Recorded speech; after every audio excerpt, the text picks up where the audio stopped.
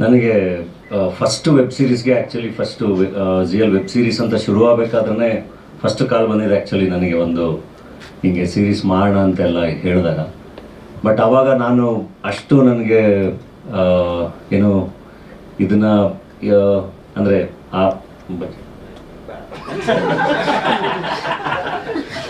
ಅಂದರೆ ಅದನ್ನು ಹೆಂಗೆ ಎಕ್ಸಿಕ್ಯೂಟ್ ಮಾಡ್ಬೋದು ಏನು ಅನ್ನೋದ್ರ ಬಗ್ಗೆ ಐಡಿಯಾ ಇರಲಿಲ್ಲ. ಅಂದರೆ ವೆಬ್ ಸೀರೀಸ್ ಆಗಿ ನಾನು ಹೆಂಗೆ ಅದನ್ನು ಒಂದು ಟೀಮ್ ಇಟ್ಕೊಂಡು ಕೆಲಸ ಮಾಡ್ಬೋದು ಅನ್ನೋದ್ರ ಬಗ್ಗೆ. ಸೊ ನೋಡ್ತಾ ಇದ್ದೆ ಅಂದರೆ ಏನು ಮಾಡ್ತಾ ಇದ್ದಾರೆ ಅಂತ ಹೇಳಿ. ಸೊ ಅಯ್ಯನೇ ಮನೆ ಬಂತು, ಚೆನ್ನಾಗಾಯಿತು. ಅದಾದಮೇಲೆ ಬ್ಯಾಕ್ ಟು ಬ್ಯಾಕ್ ಸೀರೀಸ್ಗಳೆಲ್ಲ ಬಂತು. ಸೊ ಕಂಟಿನ್ಯೂಸ್ ಆಗಿ ಟಚ್ಚಲ್ಲಿದ್ವಿ. ನಾನು ಪ್ರದೀಪ್ ಅವ್ರ ಹತ್ರನೂ ಹೇಳ್ತಾ ಇದ್ದೆ, ಅಂದರೆ ಯಾವುದಾದ್ರು ಒಳ್ಳೆ ಸಖತ್ತಾಗಿರೋ ಕತೆ ಬಂದರೆ ಹೇಳಿ ಮಾಡೋಣ. ನನಗೆ ಡಾಲಿ ಪಿಕ್ಚರ್ಸ್ ಅಂತ ಬರುತ್ತೆ ಅಂದರೆ ಏನೋ ಅದು ಸಖತ್ತಾಗಿ ಮಜಾ ಕೊಡಬೇಕು, ಏನೋ ಒಂದು ಬೇರೆ ಥರದ್ದು ಏನಾದ್ರು ಒಂದು ಇರಬೇಕು ಸೀರೀಸ್ ಅಂತ ಬಂದಾಗ ಅಂತ ಹೇಳ್ತಾ ಇದ್ದೆ ಯಾವಾಗಲೂ. ಸೊ ಒಂದಿನ ಹಿಂಗೆ ಶ್ರೀನಿಧಿ ಕತೆ ಕೇಳಿ ಅಂತ ಹೇಳಿದ್ರು. ಆ್ಯಂಡ್ ಶ್ರೀನಿಧಿ ಅಂತ ಹೇಳ್ತಿದ್ದಂಗೆ ನಂಗೆ ಖುಷಿ ಆಯ್ತು. ಯಾಕೆಂದರೆ ಶ್ರೀನಿಧಿ ಬ್ಲಿಂಕ್ ನೋಡಿದ್ದೆ ನಾನು. ಬ್ಲಿಂಕ್ ನೋಡಿ ಎಲ್ಲ ವಿಶ್ ಮಾಡಿದ್ದೆ ಎಲ್ಲ. ಶ್ರೀನಿಧಿ ಬಂದು ಕತೆ ನರೇಟ್ ಮಾಡಿದಾಗ ಭಾಳ ಅಂದರೆ ಭಾಳ ಖುಷಿ ಆಯ್ತು. ಯೂಶ್ವಲಿ ನಾನು ಓದೋದನ್ನು ಇಷ್ಟಪಡ್ತೀನಿ, ಬಟ್ ಶ್ರೀನಿಧಿ ನರೇಷನ್ ಶುರು ಮಾಡಿ ಅಷ್ಟು ಎಪಿಸೋಡ್ಸು ಎಷ್ಟು ಸಖತ್ತಾಗಿ ವರ್ಕ್ ಮಾಡಿದ್ರು, ಎಷ್ಟು ಚೆನ್ನಾಗಿ ನರೇಟ್ ಮಾಡೋದು ನನಗೆ ಇಮಿಡಿಯೇಟಾಗಿ ಇದು ಮಾಡೋಣ ಸಖತ್ತಾಗಿದೆ ಅಂದ್ಬಿಟ್ಟು ಆಮೇಲೆ ಹೇಳಿದೆ, ಇದು ಜಿಯೋರ್ಗೆ ಆಲ್ರೆಡಿ ಕಮಿಟ್ ಆಗಿಬಿಟ್ಟಿದೆಯಾ, ಸಿನಿಮಾ ಮಾಡೋಣ ಬಾ ಅಂತ. ಇಲ್ಲ ಸರ್, ಒಂದು 6 ತಿಂಗಳಿಂದ ಕೆಲಸ ಮಾಡಿದ್ದೀವಿ, ಸೊ ನೀವು ಕೇಳಿ ನೋಡಿ ಅಂತ. ಶ್ರೀನಿಧಿಗೂ ಸಿನಿಮಾ ಮಾಡಬೇಕು ಅಂತ ಆಸೆ ಇತ್ತು. ಪ್ರದೀಪ್ಗೆ ಫೋನ್ ಮಾಡಿದೆ, ಇಲ್ಲ ದೀಪು ಕೇಳಬೇಕು, ದೀಪು ಅವ್ರಿಗೆ ಕೇಳಿದ್ರಿಲ್ಲ, ರಾಘು ಕೇಳಬೇಕು ಅಂತ. ಹಾಗೆ ಅದು ಕೊನೆಗೆ ಸೀರೀಸೇ ಆಗೋದು ಅಂತ ಆಯಿತು. ಸೊ ಅದು ಸೀರೀಸ್ ಆಗಿ ಚೆನ್ನಾಗಾಯ್ತು. ಥ್ಯಾಂಕ್ಸ್ ಪ್ರದೀಪ್ಗೆ ಆ್ಯಂಡ್ ZEE5ಗೆ ಶ್ರೀನಿಧಿನ ಕಳಿಸಿದ್ದಕ್ಕೆ ಆ್ಯಂಡ್ ಈ ಥರದ್ದೊಂದು ಕಥೆನ ಕೊಟ್ಟಿದ್ದಕ್ಕೆ ಆ್ಯಂಡ್ ಈ ಸೀರೀಸ್ನ ಭಾಗ ಆಗಿರೋದಕ್ಕೆ ಭಾಳ ಖುಷಿ ಇದೆ. ಆ್ಯಂಡ್ ಇದ್ರ ಜೊತೆಗೆ ಕಲಾವಿದರ ದಂಡು ಎಲ್ಲರೂ ಬಹಳ ಒಳ್ಳೊಳ್ಳೆ ಕಲಾವಿದರು ಕೆಲಸ ಮಾಡಿದ್ದಾರೆ. ಅಂದರೆ ಹೊಸ ಪ್ರತಿಭೆಗಳಿಂದ ಹಿಡಿದು ಹಳೆ ಅಂದರೆ ಸೀನಿಯರ್ಸ್ವರೆಗೂ ಎಲ್ಲರೂ ಬಹಳ ಚೆನ್ನಾಗಿ ಕೆಲಸ ಮಾಡಿದ್ದಾರೆ. ಆ್ಯಂಡ್ ಸೀರೀಸ್ ನಾನು ಫಸ್ಟ್ ಟೈಮ್ ನೋಡಿದಾಗ ಭಾಳ ಖುಷಿ ಆಯಿತು. ಯಾಕಂದರೆ ರೈಟಿಂಗ್ ಅಷ್ಟು ಚೆನ್ನಾಗಿತ್ತು ಆ್ಯಂಡ್ ಎಕ್ಸಿಕ್ಯೂಷನ್ ಪ್ರದೀಪ್ ಅವ್ರು ಹೇಳ್ದಂಗೆ ಒಂಥರ ಒಂದು ಎಕ್ಸಾಂಪಲ್ ಸೆಟ್ ಮಾಡ್ದಂಗೆ. ಒಂದು ಈಗ ಪ್ರೀ ಪ್ರೊಡಕ್ಷನ್ಗೆ ಎಷ್ಟೇ ಟೈಮ್ ತೊಗೊಂಡ್ರು, ಒಂದು ಈ ಶೂಟಿಂಗ್ ಅಂತ ಬಂದಾಗ, ಪೋಸ್ಟ್ ಪ್ರೊಡಕ್ಷನ್ ಅಂತ ಬಂದಾಗ ತುಂಬ ಸ್ಪೀಡಾಗಿ ಕೆಲಸ ಮಾಡೋಕ್ಕೆ ಸಾಧ್ಯ, ಚೆನ್ನಾಗಿ ಕೆಲಸ ಮಾಡೋಕ್ಕೆ ಸಾಧ್ಯ ಅನ್ನೋದನ್ನು ಇಡೀ ಟೀಮ್ ಪ್ರೂವ್ ಮಾಡಿಕೊಟ್ಟಿದೆ. ಅದು ZEE5 ಟೀಮ್ ಆಗಲಿ, ತೇಜಸ್ ಗಣೇಶ್ ಅಥವಾ ನಮ್ಮ ಡಾಲಿ ಪಿಕ್ಚರ್ಸ್ ಮುರಳಿ, ನಮ್ಮ ಯದು ಎಲ್ಲರೂ ಭಾಳ ಚೆನ್ನಾಗಿ ಕೆಲಸ ಮಾಡಿದ್ದಾರೆ. ಮ್ಯೂಸಿಕ್ ಡೈರೆಕ್ಟರು, ಸಿನಿಮಾಟೋಗ್ರಫರು ಎಲ್ಲರೂ ಭಾಳ ಖುಷಿ ಇದೆ. ಭಾಳ ಖುಷಿಯಿಂದ ಪ್ರೆಸೆಂಟ್ ಮಾಡ್ತಾಯಿದ್ದೀವಿ. ಆ್ಯಂಡ್ ನಾನು ಯಾವಾಗಲೂ ನಂಬೋದು, ಯಾವುದಾದ್ರೂ ಒಂದು ಒಳ್ಳೆ ಜಾಗದಲ್ಲಿದ್ದಾಗ, ಒಳ್ಳೆ ಪೊಸಿಷನಲ್ಲಿದ್ದಾಗ, ಕಾಂಟ್ರಿಬ್ಯೂಟ್ ಮಾಡುವಂಥ ಜಾಗದಲ್ಲಿದ್ದಾಗ ಎಷ್ಟಾಗುತ್ತೆ ಅಷ್ಟು ಏನಾದರೂ ಮಾಡಬೇಕು ಅಂತ, ಏನಾದರೂ ಕನ್ಸಿಸ್ಟೆಂಟಾಗಿ ಮಾಡಬೇಕು ಅಂತ. ಸೊ ಐ ಥಿಂಕ್ ZEE5 ಕೂಡ ಹಂಗೆ ಯೋಚನೆ ಮಾಡುತ್ತೆ. ಈಗ ಅವ್ರು ಕಂಟಿನ್ಯೂಸ್ ಆಗಿ ಸೀರೀಸ್ಗಳು ಮಾಡ್ತಿರೋದ್ರಿಂದ ಬಹಳಷ್ಟು ಪ್ರತಿಭೆಗಳಿಗೆ ಜಾಗ ಸಿಗ್ತಾ ಇದೆ, ಒಂದು ಪ್ಲ್ಯಾಟ್ಫಾರ್ಮ್ ಸಿಗ್ತಾ ಇದೆ. ಅದು ಹಿಂಗೆ ತುಂಬ ದೊಡ್ಡದಾಗಿ ಆಗಲಿ, ನಿರಂತರವಾಗಿ ಆಗಲಿ, ತುಂಬ ಚೆನ್ನಾಗಾಗಲಿ. ದೊಡ್ಡ ಸಿನಿಮಾಗಳ ಜೊತೆ ಹೊಸಬರ ಸಿನಿಮಾಗಳಿಗೂ ಕೂಡ ಭಾಳ ಡಿಫ್ರೆನ್ಸ್ ಮಾಡೋವಂಥ ತಾಕತ್ತಿದೆ ZEE5ಗೆ. ಅದು ಕೂಡ ಆಗಲಿ ತುಂಬ ಚೆನ್ನಾಗಿ ಅಂತ ಹೇಳ್ತೀನಿ. Thank you. ಬ್ಲಿಂಕ್ ಬಿಡುಗಡೆ ಆದಾಗ ಎಲ್ಲರೂ ಕೂಡ ಶೇರ್ ಮಾಡಿ ಸಪೋರ್ಟ್ ಮಾಡಿದ್ರಿ. ಆ್ಯಂಡ್ ಈಗ ಜೆರಾಕ್ಸ್ ಮೂಲಕ ಮತ್ತೆ ಇನ್ನೊಂದು ಕಥೆನ ತೊಗೊಂಡು ಬಂದಿದ್ದೀನಿ. ಸೊ ಈ ಕತೆ ಹೊಳೆದಿದ್ದು ಚಾಮರಾಜಪೇಟೆಯಲ್ಲಿ. ನಾನು ಚಾಮರಾಜಪೇಟೆಯಲ್ಲಿ ಅವಾಗ ಇದ್ದಿದ್ದು, ಈಗ ಶಿಫ್ಟ್ ಆಗ್ಬಿಟ್ವಿ ಮದುವೆ ಆದಮೇಲೆ. ಸೊ ಚಾಮರಾಜಪೇಟೆಯಲ್ಲಿ ಇದ್ದಾಗ ಜನರಲಿ ನಾನು ಸ್ಕ್ರಿಪ್ಟ್ ಎಲ್ಲ ಪ್ರಿಂಟ್ಔಟ್ ಮಾಡೋಕ್ಕೆ ಅಂತ ಉಮಾಟಾಕೀಸ್ ಎದುರುಗಡೆ ಒಂದು ಜೆರಾಕ್ಸ್ ಅಂಗಡಿ ಇದೆ, ಅಲ್ಲಿಗೆ ರೆಗ್ಯುಲರ್ ಆಗಿ ಹೋಗ್ತಿರ್ತೀನಿ, ರೆಗ್ಯುಲರ್ ಬೇಸಿಸಲ್ಲಿ. ಸೊ ವಿಡಿಯೋ ಅಂತ ಒಂದು ಸಿನಿಮಾ ಸ್ಕ್ರಿಪ್ಟ್ ಮಾಡಿದ್ದೆ, ಅದನ್ನು ಜೆರಾಕ್ಸ್ ಮಾಡ್ಸೋಕ್ಕೆ ಅಂತ ಹೋದಾಗ ಸಡನ್ನಾಗಿ ಒಂದು ವೇಗ್ ಥಾಟ್ ಬಂತು. ಅವ್ನು ಯಾವುದೋ ಒಂದು ಪ್ಯಾನ್ ಕಾರ್ಡ್ ಇಟ್ಟೇನೋ ಪ್ರಿಂಟ್ ಏನೋ ಮಾಡ್ತಾ ಇದ್ದ, ಇದರಲ್ಲಿ ಫೋಟೋ ಪ್ರಿಂಟ್ ಬರೋದು ಬಂದು ಮನುಷ್ಯರೇ ಬಂದುಬಿಟ್ರೆ ಚೆನ್ನಾಗಿರುತ್ತಲ್ಲ ಅಂತ ಅನ್ನಿಸ್ತು. ಅವತ್ತೇ ಬರೆದು ಅದನ್ನು ರಿಜಿಸ್ಟರ್ ಮಾಡಿಸ್ದೆ ಲೈನ್ನ. ಆಮೇಲೆ ಆ ಲೈನ್ ಡೆವಲಪ್ ಮಾಡೋಣ ಅಂತ ಹೋದಾಗ ಒಂದಿನ ಸುಮ್ಮನೆ ಏನೋ ವೇಗ ಐಡಿಯಾ ಬಂತು, ಏನೇನೋ ತರೋಣ, ಸ್ಪೇಸ್ ಶಿಪ್ಪು ಅದು ಇದು ಅಂತೆಲ್ಲ ತಂದು ಒಂದು 1990 ಆಸುಪಾಸಿನಲ್ಲಿ ನಡೆಯುವಂಥ ಒಂದು ಕಥೆ. ಇದು ಪಾವಗಡ ಮತ್ತು ಮಧುಗಿರಿ ಸುತ್ತಮುತ್ತ ನಡಿಬೇಕು ಈ ಕತೆ ಅಂತ ಒಂದು ಬರೆದೆ. ಆಮೇಲೆ ಒಂದು ಕ್ರೈಮ್ ಥ್ರಿಲ್ಲರ್ ಮಾಡೋಣ ಇದನ್ನ ಅಂತೆಲ್ಲ ಬರೆದಿಟ್ಕೊಂಡೆ. ಪ್ರದೀಪ್ ಸರ್ ಕೇಳಿದಾಗ ಒಂದು ಆಡಿಯೋ ಮಾಡಿದ್ದೆ, ಒಂದು 6 minutes ಆಡಿಯೋ, ಅದನ್ನು ಕಳಿಸ್ದೆ. ಸರ್ ಆ ಲೈನ್ ಚೆನ್ನಾಗಿದೆ, ಬಟ್ ಒಂದು ಸ್ವಲ್ಪ ಚೇಂಜ್ ಮಾಡೋಣ, ಇದನ್ನ ವಾಸ್ತವಕ್ಕೆ ತರೋಣ, ಇನ್ನೊಂದಿಷ್ಟು ಬೇರೆ ಥರ ಮಾಡೋಣ ಅಂತ. ಆಮೇಲೆ ನಾನು ಫಸ್ಟ್ ವೆಬ್ ಸೀರೀಸ್ ಅಂದಾಗ ನನ್ನ ತಲೆಯಲ್ಲೂ ಇದ್ದಿದ್ದು ನಾನು ಸೀರಿಯಸ್ ಆಗಿ ಏನಾದರೂ ಮಾಡಬೇಕು, ಕ್ರೈಮ್ ಥ್ರಿಲ್ಲರ್ಸ್ ಹೇಳಬೇಕೇನೋ ಅಂತ. But over the period of time ಇಲ್ಲ, ಎಂಟರ್ಟೈನ್ಮೆಂಟ್ ಕೊಡಬೇಕು ಅಂತ ಅನಿಸಿ ಒಟ್ಟಿಗೆ ಕೂತು ಮತ್ತೆ ಎಂಟರ್ಟೈನಿಂಗ್ ಆಗಿ ಇದನ್ನ ಫನ್ ಫ್ಯಾಕ್ಟರ್ಸ್ನೆಲ್ಲ ತಂದು ಅದಾದ್ಮೇಲೆ ಶೇಕ್ಸ್ಪಿಯರ್ನ ಏನಂದ್ರೆ ಕಾಮಿಡಿ ಆಫ್ ಎರರ್ಗಳು ಹೇಗಿರುತ್ತೆ, ಮತ್ತೆ ಕನ್ನಡದ ಉಲ್ಟಾ ಪಲ್ಟಾ ಹೇಗೆ ಒಂದೇ ಐಡೆಂಟಿಟಿ ಇರುವಂತ ಎರಡು ಪರ್ಸನಾಲಿಟಿಗಳು ಬಂದಾಗ ಏನೇನು ಕಾಮಿಡಿ ಕ್ರಿಯೇಟ್ ಆಗ್ಬೋದು ಅದನ್ನ ಇಟ್ಕೊಂಡು ಡೆವಲಪ್ ಮಾಡೋದಕ್ಕೆ ಸ್ಟಾರ್ಟ್ ಮಾಡಿದ್ವಿ. ಅದಾದ್ಮೇಲೆ ಝೀ ಕಡೆಯಿಂದ ಹೇಳಿದ್ರು, ಡಾಲಿ ಸರ್ ನೀವು ಅದು ಇವರು ತುಂಬಾ ಸಸ್ಪೆನ್ಸ್ ಕೊಡೋ ತರ ಹೇಳಿದ್ರು, ಒಂದು ನಂಬರ್ ಕಳ್ಸಿದೀನಿ ಡಾಲಿ ಧನಂಜಯ್ ಅವ್ರಂತ, ಒಂದು ನಂಬರ್ ಕೊಟ್ಟಿದ್ದೀನಿ ಡಾಲಿ ಧನಂಜಯ್ ಅವ್ರಂತ, ಸೊ ಅವ್ರ ಹತ್ರ ಮಾತಾಡಿ ಅಂತ ಅಂದ್ರು. ನನಗೆ ಫಸ್ಟೇ ಭಯ ಆಯ್ತು ಸರ್ ಹತ್ರ ಹೆಂಗಪ್ಪ ಮಾತಾಡೋದು ಅಂತ. ಸೊ ಫೋನ್ ಮಾಡಿ ಮಾತಾಡಿದೆ. ಅಂಡ್ ಫಸ್ಟ್ ಟೈಮ್ ನರೇಶನ್ ಹೋದಾಗ್ಲೂ ತುಂಬಾ ಶಿವರ್ ಮಾಡ್ತಾ ಇದ್ದೆ, ಯಾಕಂದ್ರೆ ನಾನು ನ್ಯಾಷನಲ್ ಕಾಲೇಜಲ್ಲಿ ಓದುವಾಗ ನಾನೊಂದು ಮೋನೋ ಆಕ್ಟಿಂಗ್ ಮಾಡಿದ್ದೆ, ಅದರಲ್ಲಿ ಫಸ್ಟ್ ಪ್ಲೇಸ್ ಬಂದಿತ್ತು, ಸರ್ನೇ ನನಗೆ ಅವಾರ್ಡ್ ಕೊಟ್ಟಿದ್ರು. ಸೊ ಅದೆಲ್ಲ ಒಂದ್ಸತಿ ನಾಸ್ಟಾಲ್ಜಿ ಆಯಿತು. ಸರ್ನ ಮತ್ತೆ ಭೇಟಿಯಾಗಿ ಅವ್ರಿಗೆ ಕತೆ ಹೇಳಿದೆ, ಅವ್ರಿಗೂ ಕೂಡ ತುಂಬಾ ಇಷ್ಟ ಆಯಿತು, ಒಂದು ಹುಮ್ಮಸ್ ಬಂತು, ಕತೆ ಮೇಲೆ ಒಂದು ಕಾನ್ಫಿಡೆನ್ಸ್ ಬಂತು. ಅದಾದ್ಮೇಲೆ ತಕ್ಷಣಕ್ಕೆ ನಾವು ಇದನ್ನ ಪ್ರೊಡಕ್ಷನ್ ಮಾಡಿ ಮುಂದಕ್ಕೆ ಹೋಗ್ಬೇಕಾಗಿತ್ತು. ಆಗ ತಂತ್ರಜ್ಞರನ್ನ ಹುಡುಕುವಾಗ ನಮಗೆ ಸಿನಿಮಾಟೋಗ್ರಾಫರ್ ಆಗಿ ಆದರ್ಶ್ ಅವ್ರು ಸಿಕ್ಕಿದ್ರು. ತುಂಬಾ ಅದ್ಭುತವಾಗಿ ಇದನ್ನ ಕಟ್ಕೊಡೋದ್ರಲ್ಲಿ ಅವರು ದೊಡ್ಡ ಮಟ್ಟದಲ್ಲಿ ಕೆಲಸ ಮಾಡಿದ್ರು. ತದನಂತರದಲ್ಲಿ ನಮ್ಮ ಸಂಗೀತ ನಿರ್ದೇಶಕರು ವಿನಯ್ ಅವರು, ಅವರು ಒಂದು 3 ತಿಂಗಳಿಂದ ಸುಮ್ಮನೆ ವಾಟ್ಸಪ್ ಅಲ್ಲಿ ಇನ್ಸ್ಟಾಗ್ರಾಮ್ ಅಲ್ಲಿ ಟೆಕ್ಸ್ಟ್ ಮಾಡಿದ್ದೆ, ಅವ್ರದ್ದು ಯಾವ್ದೋ ವರ್ಕ್ ಇಷ್ಟ ಆಗಿತ್ತು ಅಂತ, ಒಟ್ಟಿಗೆ ಕೆಲಸ ಮಾಡೋಣ ಅಂತ. ಸೊ ವಿಧಿಯ ಕೈವಾಡ, ಅಟ್ ಎ ಟೈಮ್ ಸಡನ್ ಆಗಿ ಅವರೇ ಇದಕ್ಕೆ ಕೆಲಸ ಮಾಡೋ ತರ ಆಯ್ತು. ಅದಾದ್ಮೇಲೆ ನನ್ನ ನಿರ್ದೇಶನದ ತಂಡ ಎಲ್ಲರೂ ಇಲ್ಲೇ ಇದ್ದಾರೆ, ಒಂದ್ಸತಿ ಎಲ್ಲ ಕೈ ಎತ್ರಿ. ಸೊ ಇವರೆಲ್ಲ ಜೀವನ್, ಮತ್ತೆ ಪ್ರೀತನ್, ಭರತ, ತೇಜು, ಯೋಗಿ, ರಿಷಿತಾರಾಧ್ಯ, ಮತ್ತೆ ಎಡಿಟರ್ ಮತ್ತೆ ಕೋ ಡೈರೆಕ್ಟರ್ ಸಂಜೀವ್ ಜಾಗೀರ್ದಾರ್ ಅಂತ. ಸೊ ಇವರೆಲ್ಲ ನನ್ನ ಬಾಲ್ಯದ ಸ್ನೇಹಿತರು. ನಾವೆಲ್ಲ ಒಟ್ಟಿಗೆ ರಂಗಭೂಮಿ ಮಾಡ್ತಾ ಇದ್ವಿ, ಅಲ್ಲಿಂದ ಒಟ್ಟಿಗೆ ಇದ್ದೀವಿ. ಬ್ಲಿಂಕು ಜೊತೆಗೆ ಮಾಡಿದೀವಿ, ಇದನ್ನು ಜೊತೆಗೆ ಮಾಡಿದ್ವಿ, ಮುಂದೇನು ಜೊತೆಗೆ ಇನ್ನಷ್ಟು ಚಿತ್ರಗಳನ್ನ ವೆಬ್ ಸರಣಿಗಳನ್ನೆಲ್ಲ ಮಾಡ್ತೀವಿ. ಅದ್ರ ಜೊತೆಗೆ ನಿರ್ಮಾಣ ತಂಡದ ನಮ್ಮ ಮುರಳಿ ಸರ್ ಆಗಿರ್ಬೋದು, ಯದು ಸರ್ ಆಗಿರ್ಬೋದು, ಆಮೇಲೆ ಪ್ರೊಡಕ್ಷನ್ ಮ್ಯಾನೇಜರ್ ಆದ ಚೇತನ್ ಅವ್ರ ಆಗಿರ್ಬೋದು, ಅದಾದ್ಮೇಲೆ ಝೀ ತಂಡದ ಗಣೇಶ್ ಅವ್ರ ಆಗಿರ್ಬೋದು, ಸನಲ್ ಅವ್ರ ಆಗಿರ್ಬೋದು, ಆಮೇಲೆ ಪ್ರದೀಪ್ ಅವ್ರ ಆಗಿರ್ಬೋದು, ಪ್ರತಿಯೊಬ್ರು ಕೂಡ ಜೊತೆಗೆ ಒಂದು ಕೈ ಹಿಡ್ಕೊಂಡು ನಮ್ಮನ್ನ ನಡೆಸಿದ್ರು. ಮತ್ತೆ ಕಲಾವಿದರ ವಿಷಯಕ್ಕೆ ಬಂದ್ರೆ ಮುಖ್ಯ ಪಾತ್ರಕ್ಕೆ ನಾಗಭೂಷಣ್ ಸರ್ ಅಂದ್ರೆ ಅವರೇ ಪ್ರಕಾಶ ಅನ್ನೋ ತರ ಪರ್ಫಾರ್ಮ್ ಮಾಡಿದ್ರು. ನಮ್ಮ ಅಮ್ಮನಿಗೆ ನಾಗಭೂಷಣ್ ಸರ್ ತುಂಬಾ ಇಷ್ಟ, ಅವ್ರದ್ದು ಟಗರ್ ಪಲ್ಯ ಸಿನಿಮಾದ ಪರ್ಫಾರ್ಮೆನ್ಸ್ ಎಲ್ಲ ತುಂಬಾ ಇಷ್ಟ ಪಡ್ತಾರೆ ಅಮ್ಮ. ಅದಾದ್ಮೇಲೆ ಪಾಯಲ್ ಚಂಗಪ್ಪ ಅವರು ಜಾಯ್ನ್ ಆದ್ರು, ಅಂಡ್ ಅವರು ಕೂಡ ಆಲ್ರೆಡಿ ವರ್ಲ್ಡ್ ಫೇಮಸ್ ಆಗಿದ್ರು. ಈಗ ನಮ್ಮ ವರ್ಲ್ಡ್ಗೆ ಅವರನ್ನ ಇನ್ಕ್ಲೂಡ್ ಮಾಡ್ಬೇಕಾಯ್ತು. ರಾಯದುರ್ಗಕ್ಕೆ ಇವ್ರು ಆಲ್ರೆಡಿ ಬೇರೆ ಬೇರೆ ಊರುಗಳಲ್ಲಿ ಫೇಮಸ್ ಆಗಿದ್ರು. ಅದಾದ್ಮೇಲೆ ಎಲ್ಲಾ ಕ್ಯಾರೆಕ್ಟರ್ಸು, ರಿಚರ್ಡ್ ಲೂಯಿಸ್ ಸರ್ ಆಗಿರ್ಬೋದು, ಮಂಜು ಪಾವಗಡ ಸರ್, ಅದಾದ್ಮೇಲೆ ದೀಪು ಪಾತ್ರ ಮಾಡಿದಂತ ನಮ್ಮ ಸಂತು ಅವರು, ತುಕಾಲಿ ಸಂತು ಅವರು, ಆಮೇಲೆ ಹುಲಿ ಪಾತ್ರ ಮಾಡಿದ ಜಗ್ಗಪ್ಪ ಅವರು, ಇನ್ನು ಸಾಕಷ್ಟು ಜನ, ರಾಮಣ್ಣನ್ ಪಾತ್ರ ಮಾಡಿದಂತ ವಿಜಯ್ ಸರ್ ಆಗಿರ್ಬೋದು, ಮತ್ತೆ ಓಂ ಪ್ರಕಾಶ್ ಸರ್ದು ಒಂದು ಇನ್ಸಿಡೆಂಟ್ ಹೇಳಬೇಕು. ಯಾಕಂದ್ರೆ ಅವ್ರದ್ದು ಹಳೆ ಡಕೋಟಾ ಎಕ್ಸ್ಪ್ರೆಸ್ ಇದೆಲ್ಲ ಕಾಮಿಡಿನ ನಾವು ನೋಡಿ ಬೆಳೆದವರು. ಅವ್ರದ್ದು ಕಾಮಿಡಿ ಬರ್ತಾ ಇದ್ರೆ ನಾವು ಅದನ್ನ ಎಂಜಾಯ್ ಮಾಡ್ತಿದ್ವಿ. ಅದರಲ್ಲೂ ನನ್ನ ತುಂಬಾನೇ ಮೋಸ್ಟ್ ಫೇವ್ರೇಟ್ ಲೈನ್ಸ್ ಇದೆ, ನನ್ನ iconic lines of Kannada cinema. ಅದು ಒಂದು ಏ ನಾಯಿ ಮುಚ್ಚು ಬಾಯಿ ಇಲ್ಲಿ ಬಂದ್ ಸಾಯಿ ಅಂತ. ಸೊ ಅದನ್ನೇ ಅಡಾಪ್ಟ್ ಮಾಡ್ಕೊಂಡು ಮಲೇಷಿಯನ್ ಡಾಗ್ ಒಂದು ಅಪ್ಡೇಟ್ ಆಗಿದ್ದು. ಸೊ ಎಲ್ಲರೂ ಕೂಡ ಚಿಕ್ಕವನು ಅಂತ ನೋಡ್ದಲೆ ತುಂಬಾ ಪ್ರೀತಿಯಿಂದ ಕೆಲಸ ಮಾಡಿದ್ದಾರೆ. ಅಂಡ್ ಕೆಲಸ ಕೊಟ್ಟಿದ್ದ ಡಾಲಿ ಪಿಕ್ಚರ್ಸ್ಗೂ, ZEE5 ಕನ್ನಡಕ್ಕೂ ಕೆಲಸನ ನೋಡಿ ಮುಂದೆ ನೀವೆಲ್ಲ ಹೆಲ್ಪ್ ಮಾಡ್ತೀರಾ, ಇನ್ನಷ್ಟು ಜನಕ್ಕೆ ರೀಚ್ ಆಗಕ್ಕೆ ಅಂತ ಅನ್ಕೊಂಡಿದ್ದೀನಿ. ಎಲ್ರಿಗೂ ದೀರ್ಘದಂಡ ನಮಸ್ಕಾರಗಳು. ವೆಬ್ ಸಿರೀಸ್ ಈ ಪ್ಲಾಟ್ಫಾರ್ಮ್ ನನಗೆ ಹೊಸದೇನಲ್ಲ, ತುಂಬ ವರ್ಷಗಳಿಂದನೇ ನಾನು ಹನಿಮೂನ್ ಅಂತ ಒಂದು ವೆಬ್ ಸಿರೀಸ್ ಮಾಡಿದ್ದೆ. ಅದರ ನಿರ್ಮಾತೃ RJ ಪ್ರದೀಪ್ ಅಲ್ಲೇ ಕೂತಿದ್ದಾರೆ.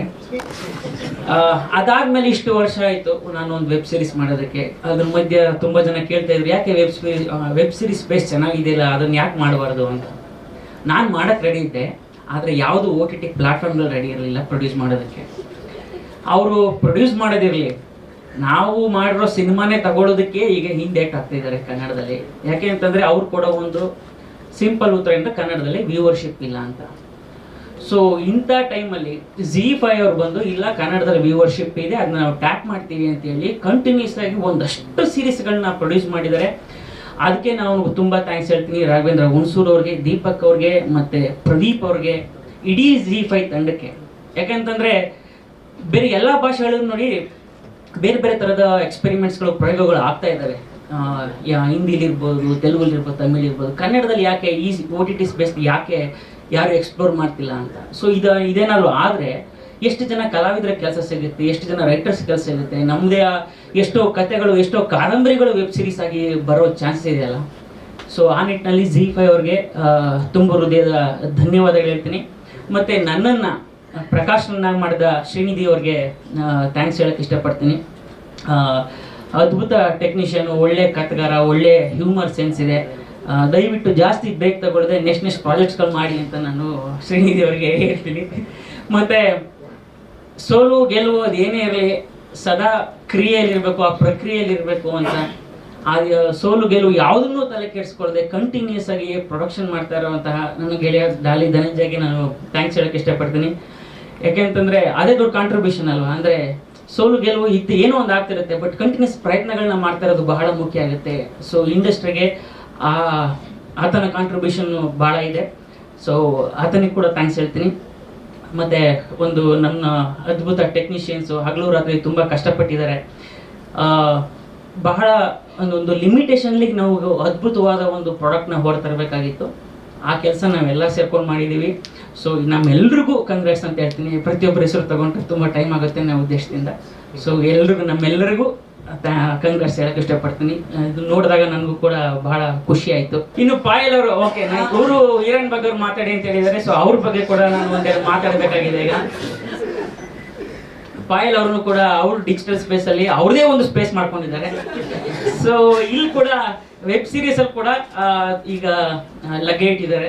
ಸೊ ಅವರು ತುಂಬ ಹಾರ್ಡ್ ವರ್ಕಿಂಗ್. ಅವ್ರಿಗೂ ಕೂಡ ಕಂಗ್ರ್ಯಾಚುಲೇಷನ್ಸ್ ಹೇಳ್ತಾ ನಾನು ಈ ಮೈಕನ್ನು ಹಸ್ತಾಂತರಿಸ್ತೇನೆ. ಫಸ್ಟ್ ನಾನು ಝೀಗೆ ಥ್ಯಾಂಕ್ ಯು ಹೇಳಕ್ಕೆ ಇಷ್ಟಪಡ್ತೀನಿ. ಪ್ರದೀಪ್ ಸರ್, ರಾಘು ಸರ್ಗೆ. ಆ್ಯಕ್ಚುಲಿ ನನಗೆ ಕನ್ನಡದಲ್ಲಿ ಫಸ್ಟ್ ಟೈಮ್ ಇದು ನನ್ನ first web series. Short film ಮಾಡಿದ್ದೀನಿ, OTTಗೆ ಫಸ್ಟ್ ವೆಬ್ ಸೀರೀಸ್ ಇದು. ನಾನು ಇದಕ್ಕೂ ಮುಂಚೆ ಹಾಟ್ಸ್ಟಾರಲ್ಲಿ ಮಾಡಿದೆ ತೆಲುಗಲ್ಲಿ, ಬಟ್ ಕನ್ನಡದಲ್ಲಿ ಮಾಡಬೇಕು ಬಿಕಾಸ್ ನಾನು ಇಲ್ಲಿ ಹುಟ್ಟಿ ಬೆಳೆದಿರೋದು. ನನಗೆ ಫಸ್ಟ್ ಹೆಸರು ಮಾಡಿಕೊಟ್ಟಿದ್ದು ಕನ್ನಡ ಪೀಪಲ್. ಸೊ ಇಲ್ಲಿ ವೆಬ್ ಸೀರೀಸ್ ಮಾಡಬೇಕು ಅಂತ ತುಂಬ ಇಷ್ಟ ಇತ್ತು.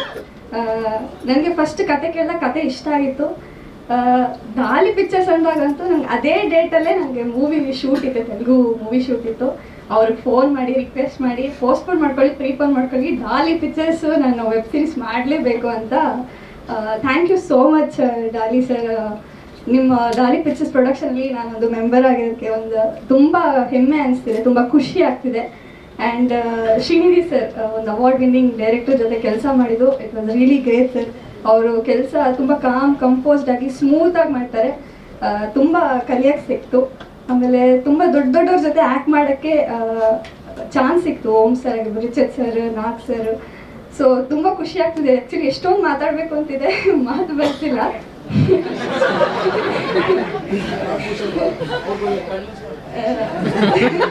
ವೆರಿ ಗುಡ್, ನೀವು ಕಣ್ಮುಚ್ಚೋರು ಮಾತಾಡ್ತಾರೆ. ಸೊ ಅದೇ ತುಂಬ ಖುಷಿ ಆಗ್ತಿದೆ. ಎಲ್ಲ ದೊಡ್ಡವ್ರ ಜೊತೆ ಪ್ಲ್ಯಾಟ್ಫಾರ್ಮ್ ಶೇರ್ ಮಾಡ್ಕೊಳ್ಳೋಕೆ ಸಿಕ್ತು. ನಿಜವಾಗ್ಲೂ ಕನ್ನಡದಲ್ಲಿ ಒಂದು ವೆಬ್ ಸೀರೀಸ್ ಮಾಡಬೇಕು. ಶಾರ್ಟ್ ಫಿಲಮ್ ತುಂಬ ಮಾಡಿದ್ದೀನಿ, ಬಟ್ ವೆಬ್ ಸೀರೀಸ್ ಮಾಡಬೇಕು ಅಂತ ನಾನು ಬಂದಿರೋದೇ ಇಂಡಸ್ಟ್ರಿಗೆ ಒಂದು ದೊಡ್ಡದಾಗಿ ಅಚೀವ್ ಮಾಡೋಕ್ಕೆ, ಒಂದು ರಿಮಾರ್ಕ್ ಸೆಟ್ ಮಾಡೋಕ್ಕೆ ಅಂತ. ಸೊ ಒಂದು ಡಾಲಿ ಪಿಕ್ಚರ್ಸ್ಗೆ ನಾನು ಪುಟ್ಟ ಹೆಚ್ಚಿಗೆ ಇನ್ನೊಂದು ನೆಕ್ಸ್ಟ್ ಸ್ಟೆಪ್ ತೊಗೊಂಡೋಗಿದ್ದಕ್ಕೆ thank you so much Daali sir. ಇದೇ 24th ನಮ್ಮ ಜೆರಾಕ್ಸ್ ರಿಲೀಸ್ ಆಗ್ತಿದೆ. ನಿಮ್ಮೆಲ್ಲರ ಸಪೋರ್ಟ್ ಬೇಕು. ಯಾಕಂದರೆ ಇವಾಗ ಒಳ್ಳೆ ಒಳ್ಳೆ ಕಂಟೆಂಟ್ ಬರ್ತಾ ಇದೆ. ಬೇರೆ ಬೇರೆ ಭಾಷೆಯಲ್ಲಿ ನಾವು ನೋಡ್ತಾ ಇರ್ತೀವಿ, ನೆಟ್ಫ್ಲಿಕ್ಸ್, ಪ್ರೈಮಲ್ಲಿ, ಸಸ್ಪೆನ್ಸ್, ಸೈಫೈ ಎಲ್ಲ. ಕನ್ನಡದಲ್ಲಿ ಒಂದು ಹೊಸ ಪ್ರಯತ್ನ ಮಾಡಿದ್ದೀವಿ ಸೈಫೈ ಥರ. ಸೊ ನಿಮ್ಮೆಲ್ಲರ ಸಪೋರ್ಟಿಂದ ನಮಗೆ ಇನ್ನಷ್ಟು ಒಳ್ಳೆ ಒಳ್ಳೆ ಕಂಟೆಂಟು ನಾವು ಆಡಿಯನ್ಸ್ಗೆ ತಲುಪೋಕ್ಕೆ ಆಗುತ್ತೆ. ಸೊ ಎಲ್ಲರೂ ತಪ್ಪದೆ ನೋಡಿ ನಮಗೆ ಸಪೋರ್ಟ್ ಮಾಡಿ. ಝೀ5ನಲ್ಲಿ ಲಾಸ್ಟ್ ಇಯರ್ ಒಂದು ಜರ್ನಿ ಶುರು ಮಾಡಬೇಕಾದ್ರೆ ಹೇಗೆ ಮಾಡೋಣ ಅಂತ ಒಂದು ಸ್ಟ್ರಾಟಜಿ ಮೇಲೆ ಹೋಗ್ತಾ ಇದ್ವಿ. ಕರ್ನಾಟಕದ ಬೇರೆ ಬೇರೆ ಭಾಗಗಳನ್ನ ಹೇಗೆ ನಾವು ರೆಪ್ರೆಸೆಂಟ್ ಮಾಡ್ತೀವಿ ಅನ್ನೋದೇ ಮೊದಲ ನಮ್ಮ ಉದ್ದೇಶ ಆಗಿತ್ತು. ಎಕ್ಸಾಕ್ಟ್ಲಿ ಏಪ್ರಿಲ್ 23ನೇ ತಾರೀಕಿಗೆ ಅಯ್ಯನ ಮನೆ ಅನ್ನುವಂಥ ಒಂದು ವೆಬ್ ಸೀರೀಸ್ ಮೂಲಕ ನಮ್ಮ ಜರ್ನಿ ಶುರುವಾಯಿತು. ಸೊ ಆಲ್ಮೋಸ್ಟ್ 1 year ಆಯಿತು. ಸೊ ಅಯ್ಯನ ಮನೆ ರಿಲೀಸ್ ಆದಾಗ ಇಂಡಿಯಾದಲ್ಲೇ ಅತಿ ಹೆಚ್ಚಿನ ಸಬ್ಸ್ಕ್ರಿಪ್ಷನ್ ಪಡೆದಂಥ ಒಂದು ವೆಬ್ ಸೀರೀಸ್. ಆ ಒಂದು ದೊಡ್ಡ ಮಟ್ಟದ ಬೆಂಚ್ ಮಾರ್ಕ್ ಇವತ್ತಿಗೂ ಕೂಡ ಇದೆ, ಅದನ್ನು ಯಾರೂ ಬೀಟ್ ಮಾಡೋಕ್ಕಾಗಿಲ್ಲ. ಸೊ ಕನ್ನಡದಲ್ಲಿ ಆ ಮೊದಲನೇ ಎಂಟ್ರಿ ಆ ಥರ ಸಿಕ್ಕಿದಾಗ ಒಂದು ದೊಡ್ಡ ಮಟ್ಟದ ಕಾನ್ಫಿಡೆನ್ಸ್ ನಮಗೆ, ಅಂದರೆ ಕನ್ನಡ ಆಡಿಯನ್ಸ್ ರೆಡಿ ಇದ್ದಾರೆ. ಜಸ್ಟ್ ದಟ್ ಅವ್ರಿಗೆ ಒಳ್ಳೆ ಕಥೆಗಳನ್ನ ಕಂಟಿನ್ಯೂಸ್ ಆಗಿ ಕೊಟ್ಟಾಗ, ಎಂಗೇಜ್ ಮಾಡಿದಾಗ definitely OTT as a segment ಬೆಳೆಯುತ್ತೆ ಅನ್ನುವಂಥದ್ದು ಒಂದು ನಮ್ಮ ಬಲವಾದ ಒಂದು ಕಾನ್ಫಿಡೆನ್ಸ್ ನಮ್ಮ ಟೀಮಿಗೆ ಕ್ರಿಯೇಟ್ ಆಯ್ತದು. ಅದಾದಮೇಲೆ ಶೋಧ ಅಂತಾಯಿತು, ಮಾರಿಗಲ್ಲು ಅಂತಾಯಿತು, ರಾಕ್ಷಸ ಅಂತಾಯಿತು. ಸೊ ಎಲ್ಲನೂ ಥ್ರಿಲ್ಲರೇ ಮಾಡ್ತಿದ್ವಿ. ಅದ್ರ ಮಧ್ಯೆ ಯೋಚನೆ ಮಾಡಿದ್ದು ಒಂದು ಬ್ರೇಕ್ ಮಾಡೋಣ ಇದನ್ನ ಅಂತ ಹೇಳಿ ಬೇರೆ ಜಾನ್ರ ಅಂತ ನಮ್ಮ ಇಂಟೆನ್ಷನ್ ಇತ್ತು, ಕರೆಕ್ಟಾಗಿ ಸಿಗಾಕೊಂಡ್ರು ನಮ್ಮ ಶ್ರೀನಿಧಿ ಅವರು. ಬಂದು ಒಂದು ಕತೆ ಹೇಳಿದಾಗ ಅವ್ರು ಹೇಳಿದಂಥ ಮೇನ್ ಕಥೆನಲ್ಲಿ ಇದೊಂದು ಲೈನ್ ಸಖತ್ ಇಷ್ಟ ಆಯಿತು. ಒಂದು ಜೆರಾಕ್ಸ್ ಮಿಷಿನ್ ಮನುಷ್ಯರನ್ನ ಡೂಪ್ಲಿಕೇಟ್ ಮಾಡಿದ್ರೆ ಹೆಂಗೆ ಅಂತ. ಅಂದರೆ ಆ ಥಾಟೇ ಸಖತ್ತಾಗಿ ಇದೆ ಅಂತ ಅನ್ನಿಸ್ತು ಇನಿಷಿಯಲ್ ಕೇಳಿದ ತಕ್ಷಣ. ಅದಾದಮೇಲೆ ಒಂದು 6 months ನಮ್ಮ ಟೀಮ್ ಅವರ ಟೀಮ್ ಎಲ್ಲ ಒಟ್ಟಿಗೆ ಸೇರಿ ಅದನ್ನ ಡೆವಲಪ್ ಮಾಡಿ ಒಂದು ಕಥೆನ ಒಂದು ಕಾನ್ಫಿಡೆಂಟ್ ಆಗಿ ಓಕೆ ಸೂಪರ್ ಆಗಿದೆ ಇವಾಗ ಅನಿಸಿದಾಗ ಧನಂಜಯ್ ಅವ್ರನ್ನ ಅಪ್ರೋಚ್ ಮಾಡಿದ್ವಿ. ಅವರು ಫಸ್ಟ್ ಟೈಮ್ ಕತೆ ಕೇಳಿ ಸಖತ್ತಾಗಿದೆ ಪಿಕ್ಚರ್ ಮಾಡೋಣ ಅಂದರು. ಇವತ್ತು ಅದನ್ನೇ ಹೇಳ್ತೀರಾ, ಸಖತ್ ಬಂದಿದೆ ಸಿನಿಮಾ ಮಾಡೋದನ್ನ ಅಂತ. ಸೊ ಒಳ್ಳೆ ಕತೆಗಳನ್ನ ಒಳ್ಳೆ ಟೀಮ್ಸ್ನ ಒಟ್ಟಿಗೆ ಸೇರಿಸುವಂಥ ಒಂದು ಪ್ರಯತ್ನ. ಅಂದರೆ ಈಗ KRG ಸಂಸ್ಥೆ ಜೊತೆ ಒಂದು ಸಿನಿಮಾ ಅಂದರೆ ನಾವು ಒಂದು ಸೀರೀಸ್ ಮಾಡಿದಾಗ ಅದಕ್ಕೆ ಮುಂಚೆ KRG ಸಂಸ್ಥೆ ಹಾಗೂ ಪವನ್ ಅವ್ರು ಯಾವತ್ತೂ ಒಟ್ಟಿಗೆ ಕೆಲಸ ಮಾಡಿರಲಿಲ್ಲ. ತರುಣ್ ಅವ್ರ ಜೊತೆಗೆ ನಾವು ವರ್ಕ್ ಮಾಡಿದಾಗ ರಾಕ್ಷಸ ಅಲ್ಲಿ ತರುಣ್ ಅವರು ಮತ್ತೆ ನಮ್ಮ ವಿಜಯ ರಾಘವೇಂದ್ರ ಅವರು ಒಟ್ಟಿಗೆ ಅವತ್ತು ಕೆಲಸ ಮಾಡಿರಲಿಲ್ಲ. ಧನಂಜಯ್ ಅವರು ಶ್ರೀನಿಧಿ ಅವರು ಒಂದೇ ಫೀಲ್ಡಲ್ಲೇ ಇದ್ದಾರೆ, ಎಲ್ಲರೂ ಇಲ್ಲಿಲ್ಲೇ ಇದ್ದೀವಿ, ಬಟ್ ಯಾವತ್ತೂ ಒಟ್ಟಿಗೆ ಕೆಲಸ ಮಾಡಿರಲಿಲ್ಲ. ಸೊ ಈ ಥರದೊಂದು ಒಳ್ಳೊಳ್ಳೆ ಟ್ಯಾಲೆಂಟ್ಸ್ನ ಒಟ್ಟಿಗೆ ತರುವಂಥ ಒಂದು ಪ್ರಯತ್ನ ಮಾಡ್ತಿದ್ದೀವಿ ZEE5ನಲ್ಲಿ. ಸೊ ಈ ಜರ್ನಿ ಹಿಂಗೆ ಕಂಟಿನ್ಯೂ ಆಗ್ತದೆ. ಇದೊಂದು ವಿಭಿನ್ನ ಪ್ರಯತ್ನ. ಡೆಫಿನೆಟ್ ಆಗಿ ನೀವು ಈ 3 episodes ನೋಡಿದರೆ ಲಾಜಿಕ್ ಎಲ್ಲ ಹುಡುಕಕ್ಕೆ ಹೋಗ್ಬಿಡಿ ಇದರಲ್ಲಿ. ಸೊ ಒಂದು ಸೈಫೈ ಅನ್ನುವಂಥ ಸೆಗ್ಮೆಂಟ್. ಸಾಕಷ್ಟು OTTಗಳು ಇದರಲ್ಲಿ ಜಾಸ್ತಿ ಪ್ರಯತ್ನಗಳನ್ನ ಮಾಡಿಲ್ಲ, ಬಿಕಾಸ್ ಒಂದು ರಿಸ್ಕ್ ಫ್ಯಾಕ್ಟರ್ ಇರುತ್ತೆ. ಸಿನಿಮಾ ಆದರೆ ಬೇರೆ ಥರದ್ದು, ಒಂದು ಥಿಯೇಟ್ರಲ್ಲಿ ಕೂರಿಸಿ ತೋರಿಸುವಂಥದ್ದು. ಬಟ್ OTT ಸೀರೀಸ್ ಸೆಗ್ಮೆಂಟ್ನಲ್ಲಿ ತುಂಬ ಕಡಿಮೆ ಪ್ರಯತ್ನಗಳು. ಅದರಲ್ಲಿ ಜೆರಾಕ್ಸ್ ಮೆಷಿನ್ನ ಇಟ್ಟು ಮಾಡಿರುವಂಥದ್ದು ಇದು ಮೊದಲನೇ ಪ್ರಯತ್ನ ಇಡೀ ಇಂಡಿಯಾದಲ್ಲೇ. ಆ ಒಂದು ಐಡಿಯಾ ಬಂದಿದ್ದಕ್ಕೆ, ಆ ಐಡಿಯಾ ನಮ್ಮ ಜೊತೆ ಶೇರ್ ಮಾಡಿದ್ದಕ್ಕೆ ಥ್ಯಾಂಕ್ ಯು ಹೇಳ್ತೀನಿ ಶ್ರೀನಿಧಿ ಅವರಿಗೆ. ಅದರ ಜೊತೆಗೇನೆ ಜರ್ನಿ ಕಂಟಿನ್ಯೂ ಆಗ್ತದೆ. ಸಾಕಷ್ಟು ಒಳ್ಳೆ ಪ್ರಯತ್ನಗಳು ಮಾಡ್ತಿದ್ವಿ ZEE5ನಲ್ಲಿ. ರೈಟರ್ಸ್ ರೂಮ್ ಅಂತ ಮಾಡಿದ್ದೀವಿ. ಕನ್ನಡದ ಸುಮಾರು ಒಂದು 13 ಜನ ರೈಟರ್ಸ್ನ ಒಟ್ಟಿಗೆ ಸೇರಿ ಈ 13 ಜನನು ಕೋರ್ ಆಗಿ ನಮ್ಮ ಒಂದು OTTಗೋಸ್ಕರ ಬರೀಲಿಕ್ಕೆ ಅಂತ ಒಂದು ಸಣ್ಣ ಟೀಮ್ ಕಟ್ಕೊಂಡು ಅದನ್ನ ಜರ್ನಿ ಸ್ಟಾರ್ಟ್ ಮಾಡಿದ್ದೀವಿ. ಶಾರ್ಟ್ ಫಿಲ್ಮ್ ಕಾಂಟೆಸ್ಟು ಇಷ್ಟು ದಿನ ಅದು ಎಂಟ್ರೀಸ್ ಓಪನ್ ಇತ್ತು.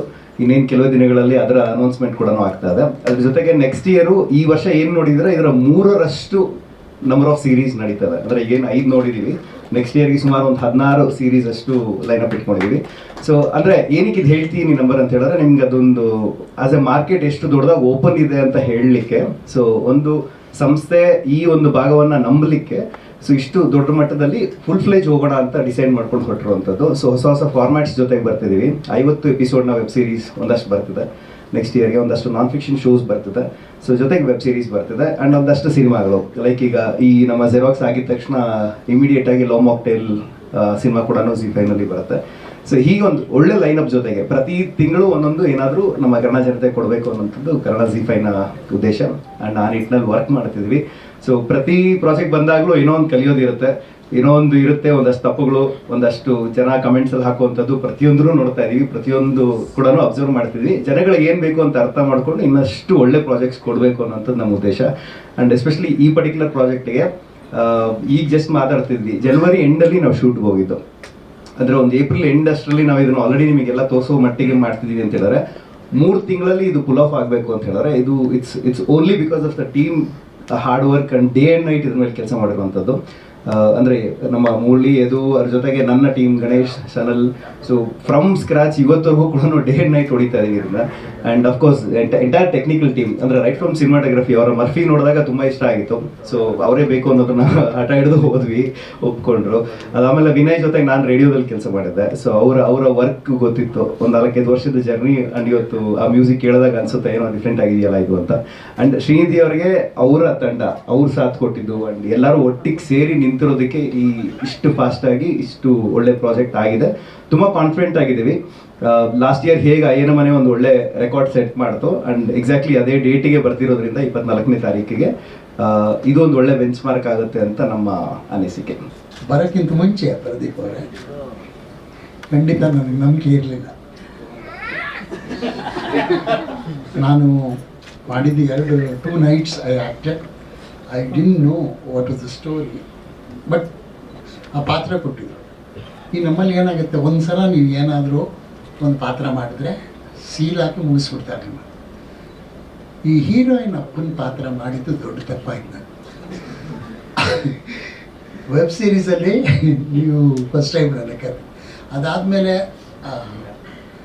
ಶ್ರೀರಸ್ತು ಶುಭ ಮಸ್ತು ಅಂತ ಮಾಡಿದ್ರು. ಅದಾದಮೇಲೆ ಜನ ನನ್ನನ್ನು ಹೋಗ್ತೇನಂತಿದ್ರು, ಸರ್ ಸಕಲ ಕಬಡ್ಡಿ ಹೋಗ್ತೀರಾ, ಯಾರ ಅರ್ಟಲ್ಲಿ ಸಖತ್ತಾಗಿರ್ತೀರಾ ಕೃಷ್ಣೇಗೌಡನಿಗೆ ಅಂತ ಇದ್ದರು. ಸರ್ ನೋಡಿದ್ವಿ ಸರ್, ನಮ್ಮ ತಂದೆ ನೆನಪಾಗ್ತಾರೆ ಸರ್. ನನ್ನ ಮಗಳು ಸಾಕು ಬಾ ಎಲ್ಲ ನಡೆಸ್ಕೊಂಡು ಬೇರೆ ಆಗ್ತಾ ಇರಬೇಕು. ನನ್ನ ಮಗಳು ಬೇಡ ನಾನು ಸ್ವಲ್ಪ ತರಲೆ ಪ್ರದೀಪ್ ಚೆನ್ನಾಗಿ see this was A very peculiar experience I had. ಒಬ್ಬ ಆ್ಯಕ್ಟ್ರು ಎಲ್ಲ ಕಾಂಪ್ಲಿಮೆಂಟ್ನ ತನಗೆ ತಗೊಳ್ತಾನೆ, ನಿಜವಾಗ್ಲೂ ಆ ಕಾಂಪ್ಲಿಮೆಂಟ್ ತನಗಲ್ಲ, ನಾನು ಮಾಡಿದ ಪಾತ್ರ. ಈ ಭ್ರಮೆಯಲ್ಲಿದ್ದವರೆಲ್ಲ ನಾವು ತುಂಬ ಅನುಭವಿಸ್ತೀವಿ. ಜನ ನಮ್ಮನ್ನು ಏನು ನೋಡ್ತಾರೋ ಹಾಗೆ ನಾವು ಅಂತ ಅಂದ್ಕೊಳ್ತಾರೆ. ಇವತ್ತು ನಾನು ನೋಡಿದಾಗ ನನಗೆ ಅನಿಸ್ತು everyone has done justice to that role and whoever has return has put his life into it as a writer. ತುಂಬ ಜನ ನನಗೊಬ್ಬ ನಗೆ ಹಬ್ಬ ಕಲಾವಿದ 42 ಸಿನಿಮಾ ಮಾತ್ರ ಬರ್ತಿದ್ದೀನಿ. ಆರುಂಡ ತವರಿಂದ ಕೋತಿಗಳು ಕೋತಿಗಳವರೆಗೂ ನಾನು ಬರೆದಿದ್ದೆ. ಶ್ರೀನಿಧಿಗೆ ಒಂದು ಮಾತು ಹೇಳಿದೆ, ಅವ್ರು ಹೇಳ್ತಿದ್ರು ಆ ಜೆರಾಕ್ಸ್ ಅಂಗಡಿಯಲ್ಲಿದ್ದಾರೆ, ನನ್ನ ಮನೆ ಅಲ್ಲೇ ಈ ಚಾಮರಾಜಪೇಟೆನೇ ಅಂಥದ್ದು ಸರ್. ನಮ್ಮನೆ ಸೆಂಟ್ರು ಎಡಕ್ಕೆ ಶಂಕರ ಮಠ, ತಿಳಿ ಸಾರು, ನೀರು ಮಜ್ಜಿಗೆ, ಬಲ್ಗಡೆ ಕೆಂಪೇಗೌಡ ನಗರ, ಮುದ್ದೆ ಬಾಡು, ಟೈರು ಟೂಬು ಟವಲ್ಲು. ಸ್ವಲ್ಪ ಫಸ್ಟ್ ರೋಡಿಗೆ ಬಂದರೆ ಕ್ಯಾರೆ ಹೈ ಕ್ಯಾ ಕಬಾಬ್ ಹೈ ಕ್ಯಾ, ಈ ಮಿಕ್ಸ್ಚರ್ಗಳ ಮಧ್ಯೆ ಬೆಳೆಯೋದಿದೆಯಲ್ಲ, ಇದೇ ಒಬ್ಬ ಮನುಷ್ಯನಿಗೆ, ಒಂದು ರೈಟರ್ ಆಗಲಿ ಕಲಾವಿದನಿಗೆ ಕೊಡುವಂಥ ಶಕ್ತಿ.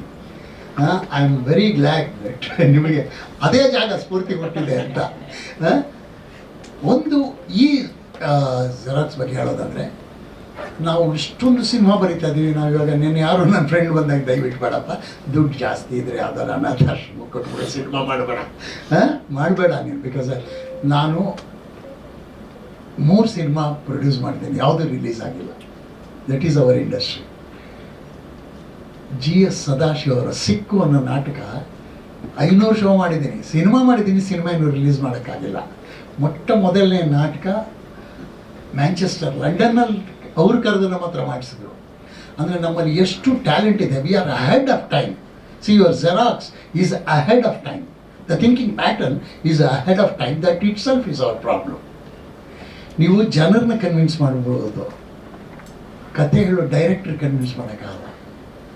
ಅದರಲ್ಲಿ ಏನಿದೆ ಸರ್, ಜನ ಒಪ್ಕೊಳ್ಳಲ್ಲ ಸರ್, ಲಾಜಿಕೇ ಇಲ್ಲ ಸರ್ ಅಂದ್ಬಿಟ್ಟು. ಸಿ ಲಾಜಿಕ್ನ ಡಿಸೈಡ್ ಮಾಡೋದು ಜನ. ನಾವು we are restricted to that industry.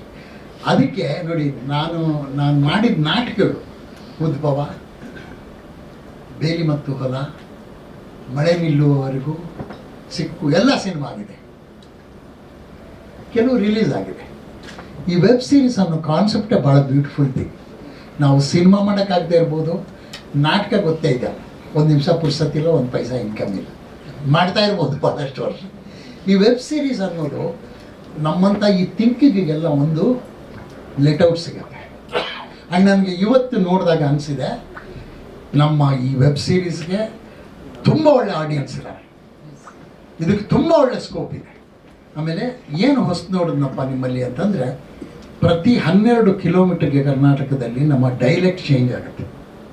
ಬೆಂಗಳೂರಿನವ್ರು ಮಾತಾಡೋದು ಹೆಂಗೆ, ಯಶವಂತಪುರದವ್ರು ಮಾತಾಡೋದು ಹೆಂಗೆ, ರಾಮನಗರದವ್ರು, ಚನ್ನಪಟ್ಟಣದವರು, ಮಂಡ್ಯದವರು, ಮಳವಳ್ಳಿಯವ್ರು ಮಾತಾಡೋದು ಹೆಂಗೆ, ಹೋಗಮ್ಮ ಬರಮ್ಮ, ಈ ಭಾಷೆನ ನೀವು ಚೇಂಜ್ ಮಾಡಿಬಿಟ್ರೆ ನೀವು ಇನ್ನೂ 50 ವರ್ಷ ಸಿನಿಮಾ ಮಾಡ್ಬೋದು. ಇವತ್ತು ನೀವು ಅದನ್ನು ಬಳಸಿದ್ದೀರಿ, ಮಳವಳ್ಳಿ ಭಾಷೆ ಅಂತ ಕರಿತೀರಿ, ತುಂಬ ತುಂಬ ಚೆನ್ನಾಗಿ ಬಳಸಿದ್ದೀರಿ ಆ ಮಳವಳ್ಳಿ ಭಾಷೆಯನ್ನು. ಅದು ಇಮಿಟೇಟ್ ಮಾಡೋದಲ್ಲ, ನೀವೇ ನಿಜವಾಗ್ಲೂ ಆ ಮಾತನ್ನು ಹೇಳ್ತಾ ಇದ್ದಾರೆ. ಬಹುಶಃ ಮೋಹಪ್ರಕಾಶ್ ಸಿಕ್ಕಿದ್ರೆ ನಾನು ಹೇಳಬೇಕು, ತುಂಬ ಚೆನ್ನಾಗಿ ಎಲ್ಲರೂ ಆ ಭಾಷೆನ ಬಳಸಿದ್ದೀರಿ. ಒಂದು ಭಾಷೆಯನ್ನು ಬಳಸಿದ್ದೀವಿ, ಅದು ನಮಗೆ ಹಳೆಯದಲ್ಲ, ಸಿನಿಮಾಗೆ ಹಳೆ ಹೊಸದದು. ಈ ಥರದ ಭಾಳಷ್ಟು ವಸ್ತು ನಮ್ಮ ಸುತ್ತಮುತ್ತಲೂ ಇದೆ. ಇನ್ನೊಂದು ಭಾಳ ವಿಶೇಷವಾದ್ದು ದ ಟೆಕ್ನಿಕಲ್ ಕ್ರೂ.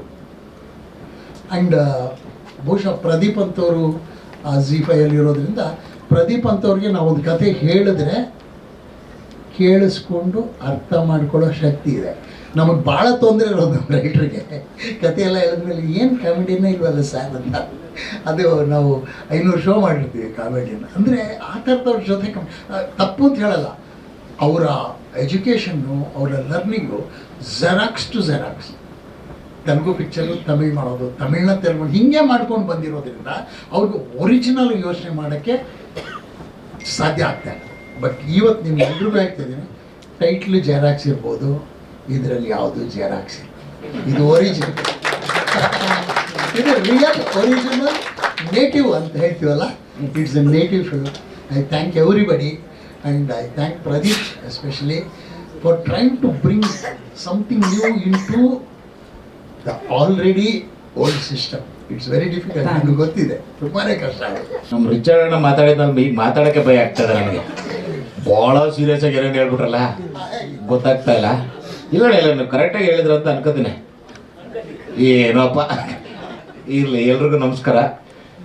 ಮೊದಲನೇದಾಗಿ ಸಿಕ್ಕಾಬಿಟ್ಟೆ ಖುಷಿ ಆಗ್ತದೆ. ಆಗಲೇ ಪಾಯಲ್ ಅವ್ರು ಹೇಳ್ದಂಗೆ ಮೊದಲೇ ಫೋನ್ ಬಂದಾಗ ಗಣೇಶ್ ಅವ್ರು ಫೋನ್ ಮಾಡಿದರು. ಡಾಲಿ ಪಿಕ್ಚರ್ಸ್ ಅವರು ಮತ್ತು ಶ್ರೀನಿಧಿ ಅವ್ರು ಓಕೆ ಓಕೆ ಓಕೆ ಅಣ್ಣ ಓಕೆ ಓಕೆ ಓಕೆ ಅಂದರೆ ಅಷ್ಟು ಖುಷಿ. ಯಾಕಂದರೆ ಅವರು ಡಾಲಿ ಸರ್ ಯಾವಾಗಲೂ ಹೇಳ್ತಾರೆ ಬಡವ್ರ ಮಕ್ಕಳು ಬೆಳಿಬೇಕು ಅಂತ, ಮತ್ತು ಅದ್ರ ಜೊತೆಗೆ ಕರೆದ ಅವಕಾಶನೂ ಕೊಟ್ಟಿದ್ದಾರೆ. ಥ್ಯಾಂಕ್ ಯು ಸೋ ಮಚ್ ಅಣ್ಣ ಎಲ್ರಿಗೂ. ಯಾವಾಗಲೂ ಮರೆಯೋಕ್ಕಾಗಲ್ಲ, ಯಾಕಂದರೆ ದೊಡ್ಡವ್ರ ಜೊತೆ ಕೆಲಸ ಮಾಡಬೇಕು ಅಂತ ಸಿಕ್ಕಾಬಿಟ್ಟೆ ಇಷ್ಟ ಇರುತ್ತೆ, ಒಳ್ಳೊಳ್ಳೆ ಕಥೆಗಳು ಬರಬೇಕು ಅಂತ ಇಷ್ಟ ಇರುತ್ತೆ. ಎಲ್ಲ ಕೂಡು ಬಂದಾಗ ಮೇ ಬಿ ಇಂಥ ಅವಕಾಶ ಸಿಗುತ್ತೆ ಅಂತ ಅನಿಸುತ್ತೆ. ತುಂಬ ಖುಷಿ ಆಗ್ತದೆ ಡಾಲಿಯಣ್ಣ ಮತ್ತು ಶ್ರೀನಿಧಿ ಅವರೇ, ಥ್ಯಾಂಕ್ ಯು ಸೊ ಮಚ್. ಆಗಲೇ ಹೇಳಿದ್ರಿ ಬಾಲ್ಯ ಸ್ನೇಹಿತರು ಅಂತ, ಇನ್ಮೇಲೆ ನನ್ನನ್ನು ಬಾಲ್ಯ ಸ್ನೇಹಿತರೆ ಅಂದ್ಕೊಳ್ಳಿ, ಪರವಾಗಿಲ್ಲ. ಒಂದು 8-10 ದಿನ ಕೆಲಸ ಮಾಡಿದ್ದೀವಿ. ಪ್ರದೀಪ್ ಅಣ್ಣ ಹೇಳ್ತಾ ಇದ್ರು, ಅಂದರೆ ಯಾರ್ಯಾರು ಕೆಲಸ ಮಾಡಿಲ್ಲ ಅವ್ರನ್ನೆಲ್ಲ ಸೇರಿಸಿ ಕೆಲಸ ಮಾಡಿಸ್ತಾ ಇದ್ದೀವಿ ಅಂತ. ನಾನು ಯಾರ ಜೊತೆನೂ ಮಾಡಿಲ್ಲ ಅಣ್ಣ. ನೆಕ್ಸ್ಟಿಂದ ನನ್ನನ್ನು ಬೇರೆಯವ್ರ ಜೊತೆ ಎಲ್ಲ ಸೇರ್ಸೋಕೆ ಒಂದು ಪ್ರಯತ್ನ ಪಡಿ. ಮತ್ತು ಡೈರೆಕ್ಷನ್ ಟೀಮ್ ಬಗ್ಗೆ ಹೇಳಬೇಕು, ಸಿಕ್ಕಾಪಟ್ಟೆ ಹಾರ್ಡ್ ವರ್ಕ್. ಅಂದರೆ ಒಂದು ನಿಮಿಷನೂ ವೇಸ್ಟ್ ಮಾಡ್ತಾ ಇರಲ್ಲ, ಅದ್ಭುತವಾಗಿ ಕೆಲಸ ಮಾಡ್ತಾಯಿದ್ರು. Thank you sir. ಸಿಕ್ಕಾಪಟ್ಟೆ 5ನೇ ಎಪಿಸೋಡಲ್ಲಿ ನಾನು ಇರೋ ಅಂತ ನೋಡಿ ಇಲ್ಲ, ತುಂಬ ಒಳ್ಳೆ ಪ್ರಯತ್ನ. ದೊಡ್ಡ ಪ್ರಾಜೆಕ್ಟಲ್ಲಿ ನನಗೂ ಒಂದು ಪಾತ್ರ ಕೊಟ್ಟಿದ್ದಕ್ಕೆ ಥ್ಯಾಂಕ್ ಯು ಸೋ ಮಚ್ ಅಂತ ಹೇಳ್ತಾ ನಾನು 2 ಮಾತು ಮುಗಿಸ್ತೀನಿ. ಮತ್ತು G5 ಅವ್ರಿಗೆ, ನಮ್ಮ ಪ್ರದೀಪ್ ಅಣ್ಣಂಗೆ, ಸನಾಗಣ್ಣಗೆ ತುಂಬ ಥ್ಯಾಂಕ್ಸ್. ಎಷ್ಟು ಮಾತಾಡೋಕ್ಕಾಗುತ್ತೆ ಗೊತ್ತಿಲ್ಲ ನನಗೆ ಇಷ್ಟು ಜನಗಳ ಮಧ್ಯದಲ್ಲಿ. ಬಹುಶಃ ಕೆಲಸದ ಮೂಲಕ ಎಲ್ರಿಗಿಂತ ಚಿಕ್ಕವನು ಅನಿಸುತ್ತೆ ನನಗೆ. ಥ್ಯಾಂಕ್ ಯು ಸೋ ಮಚ್ ಎಲ್ರಿಗೂ. Specially I start with Pradeep bro. ನಾನು ರೇಡಿಯೋದಲ್ಲಿದ್ದೆ 14 ವರ್ಷ, ಬಿಟ್ಟು ಏನೋ ಮಾಡಬೇಕು ಮ್ಯೂಸಿಕಲ್ಲಿ ಅಂತಿದ್ದ ಟೈಮಿಗೆ ಕರೆಕ್ಟಾಗಿ ನನಗೆ ಬಂದಿದ್ದಷ್ಟೇ ಅಲ್ಲ, ಲೈಕ್ ಎಂಥ project. I mean Daali sir ಅವರ ಪ್ರಾಜೆಕ್ಟ್ ಮತ್ತು ವೆಬ್ ಸೀರೀಸ್ ನಾನು ಇದಕ್ಕೂ ಮುಂಚೆ ಸಣ್ಣ ಎಕ್ಸ್ಪೀರಿಯನ್ಸ್ ಇತ್ತು. Of course thanks to Pradeep bro. ಸಖತ್ ಇದರಲ್ಲಿ ನಾಗಭೂಷಣ್ ಅವ್ರ ಹನಿಮೂನ್ಗೆ ನಾನು ಸೌಂಡ್ ಡಿಸೈನ್ ಆಗಿ ಮತ್ತು ಅವ್ರದ್ದು ಇನ್ನೊಂದು ವೆಬ್ ಸೀರೀಸ್ಗೆಲ್ಲ ಮ್ಯೂಸಿಕ್ ಕೂಡ ಮಾಡಿದ್ದೆ ನಾನು. ಅವರ ಟೈಮಿಂಗಲ್ಲಿ ನನಗೆ ತುಂಬ ಫ್ಯಾನ್ ಆಗಿದ್ದೆ. ಅವಾಗ ನಾಗಭೂಷಣ್ ಅವ್ರಿಗೆ ನಾನು ಅಷ್ಟು ಟೈಮಿಂಗ್ ನಾನು ಇದುವರೆಗೂ ಅಲ್ಲಿವರೆಗೂ ಅಷ್ಟು ನೋಡಿರಲಿಲ್ಲ, ಅಷ್ಟು ಒಳ್ಳೆ ಫ್ಯಾನ್ ಆಗಿದ್ದೆ ಅವ್ರ ಆ್ಯಕ್ಟಿಂಗಿಗೆ. ಅವರು Pradeep bro and then Daali sir and then Srinidhi ಅವರು, ನಾವು ಅವ್ರು ಹೇಳಿದ್ವಿ ಸ್ವಲ್ಪ ದಿನದ ಮುಂಚೆ ತಾನೇ ಮಾತಾಡಿದ್ವಿ ನಾವು. ಇದಕ್ಕೆ ನಾನು ಮ್ಯೂಸಿಕ್ ಮಾಡಬೇಕು ಅನ್ನೋದು ತುಂಬ ಕೊನೆ ಸ್ಟೇಜಲ್ಲಿ ನನಗೆ ಗೊತ್ತಾಯಿತು. ಲಿಟರಲಿ 20 ಡೇಸಲ್ಲಿ 20-25 ಡೇಸಲ್ಲಿ ಮುಗಿಸ್ಬೇಕಾಗ್ತಿದ್ದಿಲ್ಲ. ಸಡನ್ ಆಗಿ ಇಷ್ಟೊಳ್ಳೆ ವೇದಕ್ಕೆ ನಾನಿವತ್ತು ಕೂತಿದ್ದೀನಿ ಅಂತ. ಐ ಮೀನ್ ಸಾರಿ, ನಾನು ಏನಾದ್ರು ಬೇರೆ ಮಾತಾಡ್ತಿದ್ದೆ, ಬಟ್ ಮ್ಯೂಸಿಕ್ ಬಗ್ಗೆ ಮಾತಾಡ್ತಾ ಒಂದು ಫಾರ್ಮೇಟ್ ಅಂತ ಇರುತ್ತೆ ವೆಬ್ ಸೀರೀಸ್ಗೆ ಅಥವಾ ಸಿನಿಮಾಗೆ ಅಂತ. ಬಟ್ ಇದರಲ್ಲಿ ತುಂಬ ಚೆನ್ನಾಗಿ ಬ್ಲೆಂಡ್ ಮಾಡಿದೀವಿ. All thanks to Pradeep bro. ಅವರು ಅವರಿರೋ ಪೊಸಿಷನಲ್ಲಿ ಕೂರೋ ಅವಶ್ಯಕತೆ ಇಲ್ಲ, ಪ್ರತಿಯೊಂದು ಸೀನ್ಗೂ ಕೂರ್ತಾರೆ, ಪ್ರತಿಯೊಂದು ಮ್ಯೂಸಿಕ್ ಮಿಕ್ಸಿಗೆ ಇವತ್ತು ಬೆಳಗ್ಗೆ ಮಿಕ್ಸ್ ಮಾಡಿ ಬಂದಿದ್ದೀವಿ. All thanks to him. ಅವ್ರ ಡೈರೆಕ್ಷನಲ್ಲಿ ತುಂಬ ಚೆನ್ನಾಗಿ ಬಂದಿದೆ, ತುಂಬ ಒಳ್ಳೆ ಬ್ಲೆಂಡಲ್ಲಿ ಮ್ಯೂಸಿಕ್ ಮಾಡಿದ್ವಿ. And I should not forget ನಮ್ಮ ಟೀಮಲ್ಲಿ ಕಲ್ಯಾಣ್ ಮಂಜುನಾಥ್ ಅಂತ ನನ್ನ ಟೀಮಲ್ಲಿ ಮತ್ತು ಗೋಕುಲ್ ಅಂತ ಇದ್ದಾರೆ. So all thanks to them. ಯಾಕೆ ಅಂದರೆ ಇಷ್ಟು ಶಾರ್ಟ್ ಟೈಮಲ್ಲಿ ಮುಗಿಸೋದಕ್ಕೆ ಕಾರಣ ಅವರೇ. ಆ್ಯಂಡ್ ಐ ಹೋಪ್ ನನ್ನ ಇಷ್ಟು ವರ್ಷದ ಕಲಿಕೆ ಎಲ್ಲನೂ ಇದರಲ್ಲಿ ಯೂಸ್ ಆಗಿದೆ ಅಂತ, ಬಿಕಾಸ್ ಅದು ಸೀನ್ಗಳಂಗೆ ಮಾತಾಡ್ತಾ ಇತ್ತು ನನಗೆ. ಸೊ ಪ್ರತಿಯೊಂದು ಎಪಿಸೋಡಲ್ಲೂ ಕ್ಲೈಮ್ಯಾಕ್ಸ್ ಥರನೇ ಕೊನೆ ದೃಶ್ಯಗಳನ್ನ ನಾವು ಸ್ಕೋರ್ ಮಾಡೋಂಥ ಸ್ಕೋಪ್ ಇತ್ತು ನನಗೆ. Thanks to Srinidhi, thank you Pradeep ಅವರು. Dhananjay sir, thank you so much. ನಾನು ಕೂತ್ಕೊಂಡಿದ್ದೀನಿ ಅಷ್ಟೇ, ಸಾಕು ನನಗೆ ಗೊತ್ತಿಲ್ಲ. ಡಾಲಿ ಪಿಕ್ಚರ್ಸ್ ಆಮೇಲೆ ಕನ್ನಡ ಎಫ್ ಎಲ್ಲ ನಮ್ಮ ಅಣ್ಣಂದ್ರೆ ಥ್ಯಾಂಕ್ ಯು. ಮೈಸೂರಿಂದ ಮಲೇಶ್ವರ್ಗೆ ಡಾಲಿ ಪಿಕ್ಚರ್ಸ್ ಏನು ಮಾಡಿದ್ರು ನಾನು ಇರ್ತೀನಿ. ಆಮೇಲೆ ಪ್ರತಿಯೊಬ್ಬ AD ಡಿಪಾರ್ಟ್ಮೆಂಟ್ ಎಲ್ಲರಿಗೂ ಥ್ಯಾಂಕ್ ಯು. ಫಸ್ಟು ನಾನು ವೆಬ್ ಸೀರೀಸನ್ನು ಮಾಡ್ತಿರೋದು ಭಾಳ ಖುಷಿ ಇದೆ, ಯಾಕಂದ್ರೆ ನಾನು ವೆಯ್ಟ್ ಮಾಡ್ತಾ ಇದ್ದೀನಿ. ಒಂದು ಸ್ವಲ್ಪ ಹೊತ್ತಿಗೆ ನೋಡ್ಬೇಕಾದ್ರೆ ನಾನು ಆ್ಯಕ್ಟಿಂಗ್ ಮರ್ತ್ಬಿಟ್ಟಿದ್ದೆ. ನಾನು ಆ್ಯಕ್ಟರ್ ಅಂದ್ಕೊಂಡು ಅಷ್ಟು ಎಂಟರ್ಟೈನ್ಮೆಂಟ್ ಇತ್ತು. ಆಮೇಲೆ ನನ್ನ ಫ್ರೆಂಡ್ಸ್ ಸ್ವಲ್ಪ ಜನ ಇದ್ದಾರೆ, ಏನು ಕಳಿಸಿದ್ರು ಒಂದು ತಂಬು ಆಗ್ತಿರಲಿಲ್ಲ, ಇದೆಲ್ಲ ನನಗೆ ಕಳಿಸ್ತಾ ಇದ್ದಾರೆ ಕಂಟೆಂಟ್ನ. ಸೊ ಅಲ್ಲಿ ಭಾಳ ಖುಷಿ ಆಯಿತು, ತುಂಬ ಎಂಟರ್ಟೈನಿಂಗ್ ಆಗಿ ಇರುತ್ತೆ. ಮುಂದೆ ಒಂದು ರಿಕ್ವೆಸ್ಟು, ಪ್ರಕಾಶ್ ಅವರು ತಾಯ್ತಾ ಇಟ್ಕೊಂಡು ಕಣ್ಣು ಮುಚ್ಬಿಟ್ಟು ನಾನು ಮಾತಾಡ್ತಿದ್ರೆ ಚೆನ್ನಾಗಿರುತ್ತೆ. ಅಂದರೆ ಎಲ್ಲರ ಜೊತೆ ಮಾತಾಡಬೇಕು ಅಂದರೆ ಸ್ವಲ್ಪ ಭಯ ಅನ್ಸುತ್ತೆ. ಮೊದಲನೇದಾಗಿ Srinidhi, Daali sir, RJ Pradeep sir ತುಂಬ ಥ್ಯಾಂಕ್ಸ್ ಹೇಳೋಕ್ಕೆ ಇಷ್ಟಪಡ್ತೀನಿ ಅವಕಾಶ ಕೊಟ್ಟಿದ್ದಕ್ಕೆ. ಶ್ರೀನಿಧಿ ಅವರು ಮೊದಲು ನರೇಟ್ ಮಾಡಿದಾಗ ಆ್ಯಕ್ಚುಲಿ ಅದನ್ನ ನೀವು ಒಂದು ಪಾಡ್ಕಾಸ್ಟ್ ಅಥವಾ ಆಡಿಯೋ ಬುಕ್ ಮಾಡಿದ್ರೆ ಅದು ತುಂಬ ಮಜಾ ಇದೆ. ಅವ್ರು ನರೇಟ್ ಮಾಡ್ಬೇಕಾದ್ರೆ ತುಂಬ ಚೆನ್ನಾಗಿತ್ತು ಕೇಳೋಕ್ಕೆ. ಸೊ ಅದನ್ನು ವಿಜುವಲಿ ಹೆಂಗೆ ತರೋದು ಅನ್ನೋದೇ ಸ್ವಲ್ಪ ಚಾಲೆಂಜ್ ಇತ್ತು. ಸೊ ಅದಕ್ಕೆ ನಮ್ಮ ಡೈರೆಕ್ಷನ್ ಟೀಮು, ಪ್ರೊಡಕ್ಷನಿಂದ ನಮ್ಮ ಮುರಳಿ ಅವರು, ಚೇತನ್ ಅವರು, ತೇಜಸ್ ಅವ್ರಿಗೆಲ್ಲ ತುಂಬ ಇವರು ಅವ್ರಿಗೆ ತುಂಬ ಥ್ಯಾಂಕ್ಸ್ ಹೇಳೋಕ್ಕೆ ಇಷ್ಟಪಡ್ತೀನಿ. ಮತ್ತು ಸನಲ್ ಅವರೆಲ್ಲ ತುಂಬ ಸಪೋರ್ಟ್ ಮಾಡಿದ್ದಾರೆ. ಪ್ಲಸ್ ನೀವು ಎಲ್ಲ 3 ಎಪಿಸೋಡ್ ನೋಡಿದ್ರಿ. ಸೊ ನಮಗೆ ಶೂಟ್ ಮಾಡ್ಬೇಕಾದ್ರೂ ಆ್ಯಕ್ಚುಲಿ ಇನ್ನು ಮೂರನೇ ಎಪಿಸೋಡ್ ಆದ್ರಿಂದ ಜಾಸ್ತಿ ಬರುತ್ತೆ ಆ್ಯಕ್ಷನ್ ಎಲ್ಲ. ಸೊ ಶೂಟ್ ಮಾಡ್ಬೇಕಾದ್ರೆ ರಿಯಲ್ ಯಾರು ಡೂಪ್ಲಿಕೇಟ್ ಯಾರು ಅಂತ ನಮಗೂ ಕನ್ಫ್ಯೂಸ್ ಆಗ್ತದೆ. ಎಷ್ಟೊಂದು ಸತಿ ಆ್ಯಕ್ಟ್ರಿಗಳು ಮಾಡ್ಬೇಕಾದ್ರೂ ಇದು ಯಾವ ಡೈಲಾಗ್ ಇದು ರಿಯಲ್ ಪೊಲೀಸಾ, ಡೂಪ್ಲಿಕೇಟ್ ಪೊಲೀಸಾ, ರಿಯಲ್ ಪ್ರಕಾಶನ, ರಿಯಲ್ ಸುಜಿನ, ನಿಜವಾಗ್ಲೂ ಕನ್ಫ್ಯೂಸ್ ಆಗ್ತಾ ಇತ್ತು. ಸೊ ನಮ್ಗೆ ನಿಮ್ಮದು ಒಂದೊಂದ್ಸತಿ ಲಾಜಿಕ್ ಇಲ್ಲದೆ ನೋಡಿದ್ರೆ ಮಜಾ ಅನ್ಸುತ್ತೆ. ಸೊ ಅದು ಇನ್ನು ಮುಂದೆ ಹೋಗ್ತಕ್ಕ ಚೆನ್ನಾಗಿದೆ ಅದು. ಸೊ ಎಲ್ಲರೂ ತುಂಬ ಚೆನ್ನಾಗಿ ಸಪೋರ್ಟ್ ಮಾಡಿದ್ದಾರೆ. ಪ್ಲಸ್ ನಮ್ಮ ಸಿನಿಮಾಟೋಗ್ರಫಿ ತಂಡದಿಂದ ಬಾಲ, ಆಮೇಲೆ ಶಶಿ, ಆಮೇಲೆ ಫೋಕಸ್ ಕುಮಾರ್, ಆಮೇಲೆ ಸಂತು ಅವರೆಲ್ಲ ತುಂಬ ಸಪೋರ್ಟ್ ಮಾಡಿದ್ರು. ಡೈರೆಕ್ಷನ್ ಟೀಮ್ ಅವ್ರಿಗೆ ದಯವಿಟ್ಟು ಒಂದು ಚಪ್ಪಾಳೆ ಕೊಡಿ. ಅವರು ಡೇ ನೈಟ್ ಎಲ್ಲ ಕೆಲಸ ಮಾಡಿದ್ದಾರೆ. ಮತ್ತು ನಾವು ಶೂಟ್ ಮಾಡ್ಬೇಕಾದ್ರೆ ಎಷ್ಟೊಂದು ಕನ್ಫ್ಯೂಸ್ ಆಗ್ತಾಯಿತ್ತು, ಎಷ್ಟೊಂದು ಇದು ಮಾಡ್ಬಿಟ್ಟು ಮಜಾ ಮಾಡ್ಕೊಂಡು ಶೂಟ್ ಮಾಡ್ತಾ ಇದ್ವಿ. ಮತ್ತು ಎಲ್ಲ ಆ್ಯಕ್ಟ್ರಿಗಳಷ್ಟೇ ಯಾರೂ ಒಂಥರ ಡೈಲಾಗ್ ಮರೆಯೋದು ಆ ಥರ ಏನೂ ಇರಲಿಲ್ಲ. ಪ್ಲಸ್ ತುಂಬ ಸೀನ್ಗಳು ವಿತೌಟ್ ಡೈಲಾಗ್ಸ್ ಇತ್ತು. ಸೊ ಅಲ್ಲಿ ಅದನ್ನು ಕನ್ವಿನ್ಸಿಂಗ್ ಹೆಂಗೆ ಶೂಟ್ ಮಾಡೋದು, ಅದಕ್ಕೆ thanks to Srinidhi's writing basically. So ನಿಮಗೆ ಈ ಸಿನಿಮಾ ಕನ್ವಿನ್ಸ್ ಆಗಿಲ್ಲ ಅಂದರೂ ಕನ್ಫ್ಯೂಸ್ ಆಗುತ್ತೆ ಅಂತ ನಾನು ಸೊ ಥ್ಯಾಂಕ್ ಯು ಎಲ್ಲ. ನೀವು ತುಂಬ ಕನ್ಫ್ಯೂಷನಲ್ಲಿ ಮಾತಾಡಿದ್ರೆ ಅಲ್ಲ, ಇನ್ನೊಂದು ವಿಷಯ ಹೇಳ್ಬೇಕು. ಫಸ್ಟ್ಗೆ ಶ್ರೀನಿಧಿ ಅವ್ರ ಕತೆ ಸರ್ ಡಬಲ್ ಕ್ಯಾರೆಕ್ಟರ್ ನಂದು, ನಾನು ಫೈಟ್ ಓಹೋ ಅಂತ ಸಿಕ್ಕಾಪಟ್ಟೆ. ಆಮೇಲೆ ನೋಡಿದ್ರೆ ಎಲ್ಲ ಡಬಲ್ ಕ್ಯಾರೆಕ್ಟ್ರೇ. ನಾನು ಒಬ್ಬನಂತ ಸಿಕ್ಕಾಪಟ್ಟೆ ಖುಷಿಯಾಗಿ ಶೂಟ್ ಎಲ್ಲ ಮುಗಿಸ್ಕೊಂಡು ಅಲ್ಲಿ ಒಂದಿಬ್ಬರು ಬಂದರು. ಇದೇನು ನನಗೆ ಮಾತ್ರ ಹೇಳಿದ್ರು ಅನ್ಕೊಂಡು, ಮತ್ತು ಇವನು ಡಬಲ್ ಅಂತಾನಲ್ಲ. ಶೂಟ್ ಆದ್ಮೇಲೆ ಗೊತ್ತಾಯ್ತು ಆಲ್ಮೋಸ್ಟ್ ಎಲ್ಲ ಡಬಲ್ ಅವ್ರೆ. Thank you sir. ಎಕ್ಸೈಟ್ಮೆಂಟು ಒಂದು ಸ್ವಲ್ಪ ದಿನ ಇತ್ತು. ಸೊ ಈಗ ನೀವು ಈ ಸಿನಿಮಾನ ಈ ಕಥೆನ ಸಿನಿಮಾನೇ ಮಾಡಬೇಕು ಅಂತ ಹೊರಟ್ರಿ, ಆದರೆ ಅದು ಬೇಡ ಅಂತ ಹೇಳಿ OTT ಗೆ ಹೋಯ್ತು. ಸೊ OTT ಬರೋದಕ್ಕೆ ಒಂದು ಬಲವಾದ ರೀಸನ್ ಬೇಕು ಒಂದು. ಆಮೇಲೆ OTT ಮೂಲಕ ಆಡಿಯನ್ಸ್ ಈ ಕಡೆ ಶಿಫ್ಟ್ ಮಾಡೋ ಪ್ರಯತ್ನ ನಡೀತಾ ಇದೆ. ಇಲ್ಲ ಅಂದರೆ ಬಿಗ್ ಸ್ಕ್ರೀನ್ಗೆ ಯಾವಾಗಲೂ ಪ್ರೇಕ್ಷಕರು ಇದ್ದೇ ಇದ್ದಾರೆ. ಆ್ಯಕ್ಚುಲಿ ಹೇಳಬೇಕು ಅಂದರೆ ಥಿಯೇಟ್ರಲ್ಲಿ ಇವತ್ತು ಬಹಳ ದೊಡ್ಡ ಬಿಸ್ನೆಸ್ ಇದೆ. ನಾವು ಸಿನಿಮಾ ಮಾಡಬೇಕಾದ್ರೆ ನಾವು ಟಿವಿಗೆ ಮಾಡ್ತೀವಿ, OTTಗೆ ಮಾಡ್ತೀವಿ ಅಂತೇಳಿ ಸಿನಿಮಾ ಮಾಡಬಾರ್ದು. ಸಿನಿಮಾ ಮಾಡಬೇಕಾದ್ರೆ ನಾವು ಬಿಗ್ ಸ್ಕ್ರೀನ್ಗೆ ಸಿನಿಮಾ ಮಾಡಬೇಕು, ಅದಕ್ಕೆ ಆಡಿಯನ್ಸ್ ಕರ್ಸೋಕ್ಕೇ ಸಿನಿಮಾ ಮಾಡಬೇಕು. ಅದು ಆ ಪ್ರೇಕ್ಷಕ ಇದ್ದೇ ಇದ್ದಾನೆ ಥಿಯೇಟ್ರಿಗೆ ಬರೋಣ. ಅದಕ್ಕೆ ಭಾಳ ದೊಡ್ಡ ಎಕ್ಸಾಂಪಲ್ಗಳೇ ಇದೆ. ಅದರಲ್ಲಿ ಎಲ್ಲೋ ಒಂದು ಕಡೆ ಹೊಸಬರಿಗೆ, ಹೊಸ ಪ್ರತಿಭೆಗಳ ಸಿನಿಮಾಗಳಿಗೆ ಆಡಿಯನ್ಸ್ನ ಕರ್ಕೊಂಬರೋದ್ರಲ್ಲಿ ಒಂದು ಸ್ವಲ್ಪ ನಾವು ಸೋಲ್ತಾ ಇದ್ದೀವಿ. ಐ ಥಿಂಕ್ ಅದು ಕೂಡ ಸರಿ ಹೋಗುತ್ತೆ. ಅದು ಬೇರೆ ಇಂಡಸ್ಟ್ರಿಗಳಲ್ಲಿ ಬಹಳ ಚೆನ್ನಾಗಿ ಆಗ್ತಾ ಇದೆ. ಅದು ನಮ್ಮಲ್ಲಿ ಅದು ಚೇಂಜ್ ಆಗುತ್ತೆ. ಅಂದರೆ ಐ ಥಿಂಕ್ ಈಗ ಸೆಕೆಂಡ್ ಹಾಫ್ ಆಫ್ ದ ಇಯರಲ್ಲಿ ಖಂಡಿತ ಒಂದಿಷ್ಟು ಹೊಸಬ್ರು ಸಿನಿಮಾಗಳಿಗೂ ಆಡಿಯನ್ಸ್ ಟರ್ನ್ಔಟ್ ಆಗ್ತಾರೆ ಅಂತ. ಅಂದರೆ ನಾವು ಆ ಥರದ ಸಿನಿಮಾಗಳು ಮಾಡಬೇಕು. ಆ್ಯಂಡ್ ಎಲ್ಲೋ ಒಂದು ಕಡೆ ಅದನ್ನು ತಲುಪಿಸೋದ್ರಲ್ಲಿ ಒಂದು ಒದ್ದಾಟ ಇದೆಯಲ್ಲ, ಹೊಸ ಮುಖಗಳು ಬಂದಾಗ ಅದನ್ನು ಸಿನಿಮಾ ರೀಚ್ ಮಾಡ್ಸೋಕ್ಕೆ. ಅಂದರೆ ನಾವು ಈ ಬೇಸಿಕ್ ಸಿನಿಮಾಗಳನ್ನ ಬಿಟ್ಬಿಡ್ತಾ ಇದೀವಲ್ಲ. ಈಗ ಒಳ್ಳೆ ಲವ್ ಸ್ಟೋರಿ ಅಂತ ಕೇಳಿದ್ರೆ ನಿಮಗೆ ಯಂಗ್ಸ್ಟರ್ಸ್ಗೆ ಒಂದು ಯಂಗ್ ಹೀರೋ, ಯಂಗ್ ಹುಡುಗಿ, ಹೊಸ ಹುಡುಗಿನ ಇಟ್ಕೊಂಡು ಒಂದು ಒಳ್ಳೆ ಲವ್ ಸ್ಟೋರಿ ಮಾಡೋಕ್ಕೆ ನಾವು ಆ ಥರದ ಸಿನಿಮಾ, ಒಂದು ಲವ್ ಸ್ಟೋರಿ ಅಂತಿದ್ದಂಗೆ ಒಂದು ಆಡಿಯೋ ಹಿಟ್ ಆಗಬೇಕು. ಸೊ ಒಳ್ಳೆ ಆಡಿಯೋ, ಇನ್ನೊಂದು ಮತ್ತೊಂದು, ಹಂಗೆಲ್ಲ ಏನೋ ಒಂದು ಪ್ಯಾಕೇಜ್ ಆದಾಗ ಎಲ್ಲದೂ ಕೂಡಿದಾಗ ಡೆಫಿನೆಟ್ಲಿ ಅದು ಕೂಡ ಆಗುತ್ತೆ. ಥಿಯೇಟ್ರಿಗೆ ಬರ್ತಾರೆ ಜನ.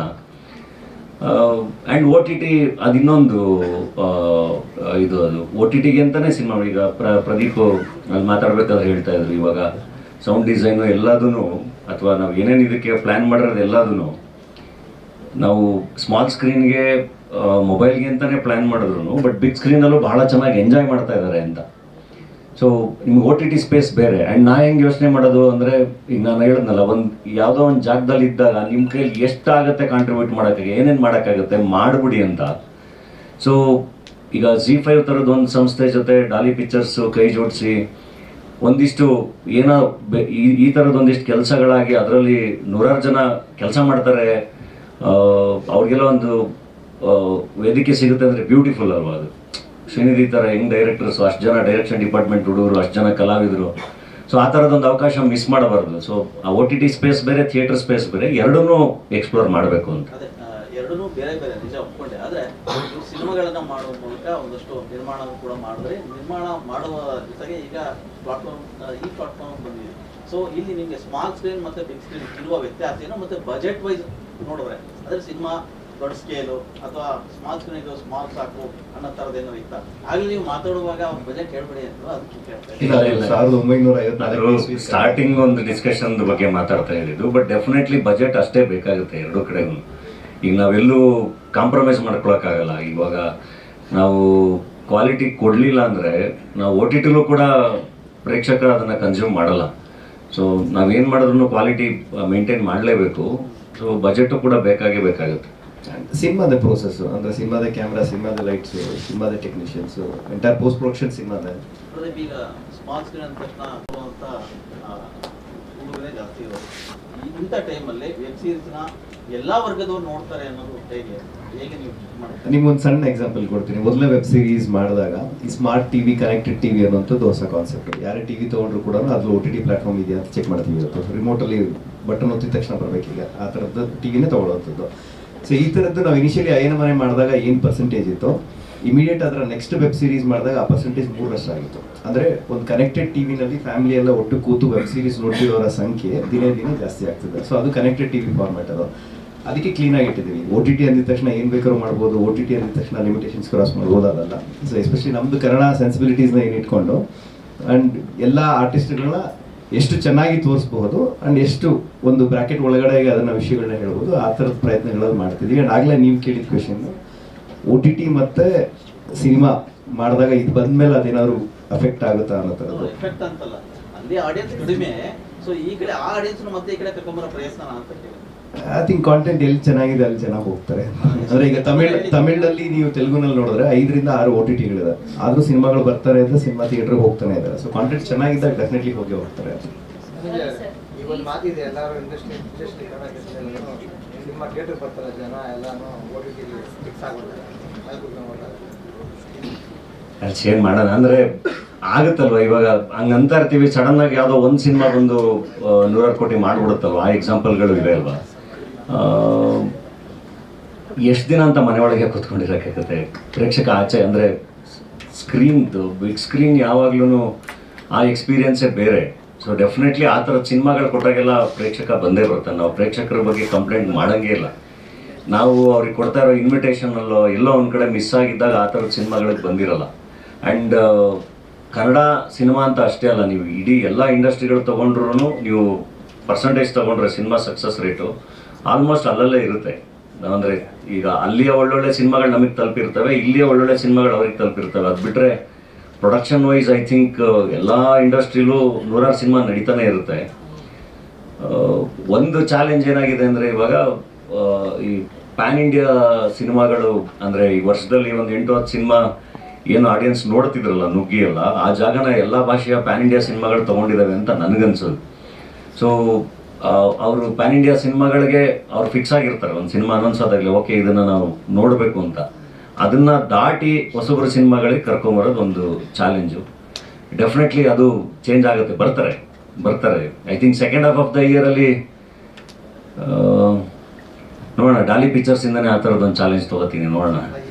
ನಮ್ಮದು ಪಕ್ಕಾ ಹೊಸಬ್ರನ್ನ ಇಟ್ಕೊಂಡು ಬರೋ ಒಂದು ಸಿನಿಮಾಗೆ ಪ್ರೇಕ್ಷಕ ಬರ್ತಾನೆ ಅಂತ ನನಗೆ ನಂಬಿಕೆ. ಯಾಕೆಂದರೆ ಅದು ಇಟ್ಸ್ ಅ ಬ್ಯೂಟಿಫುಲ್ ಸ್ಟೋರಿ.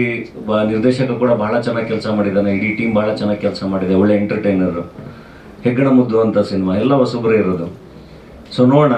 ಅಂದರೆ ಆ್ಯಂಡ್ ಇನ್ನೊಂದೇನು ಗೊತ್ತಾ, ಏನೇ ಆದ್ರೂ ಕನ್ಸಿಸ್ಟೆಂಟಾಗಿ ಒಂದು ಪ್ರಯತ್ನ ನಾವು ನಿಲ್ಲಿಸ್ಬಾರ್ದಲ್ಲ. ನಾವು ಆ ಪ್ರಯತ್ನ ನಿಲ್ಲಿಸ್ಬಿಟ್ರೆ ಬದಲಾವಣೆ ಬರೋಕ್ಕೆ ಸಾಧ್ಯನೇ ಇಲ್ಲ. ಸೊ ಅದನ್ನು ನಿರಂತರವಾಗಿ ಮಾಡ್ತಾ ಇರಬೇಕು, ಆ ಪ್ರಕ್ರಿಯೆಯಲ್ಲಿ ಇರಬೇಕು ಅಂತ ನನ್ನ ನಂಬಿಕೆ. ಸೊ ಎಲ್ಲಿವರೆಗಾಗತ್ತೆ ಅಲ್ಲಿವರೆಗೂ ಟ್ರೈ ಮಾಡೋದು ಅಂತ. Rayadurga fictional town. ಬ್ಲಿಂಕಲ್ಲಿ ಒಂದು ಟೌನ್ ಬರುತ್ತೆ ರಾಯದುರ್ಗ ಅಂತ.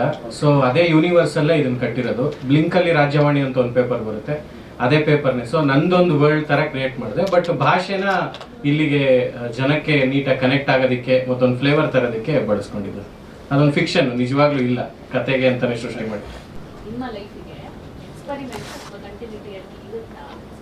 ಇಲ್ಲ, ಖಂಡಿತ ಕಂಟಿನ್ಯೂಸ್ ಆಗಿ ಮಾಡ್ತೀವಿ. ನಾನು ಆಲ್ರೆಡಿ 3 ಕತೆ ಡಿಸ್ಕಸ್ ಆ್ಯಂಡ್ ಒಳ್ಳೆ ಟೀಮ್ಗಳು ಎಲ್ಲ ಸಿಕ್ಕಾಗ ಒಂದಿಷ್ಟು ಒಳ್ಳೆ ಕೆಲಸಗಳಾಗಬೇಕಾದ್ರೆ ಜೊತೆಗೆ ಯಾಕೆ ಮಾಡಬಾರ್ದು. ಸೊ ಡೆಫಿನೆಟ್ಲಿ ಕಂಟಿನ್ಯೂಸ್ ಆಗಿ ಕೆಲಸ ಮಾಡ್ತೀವಿ.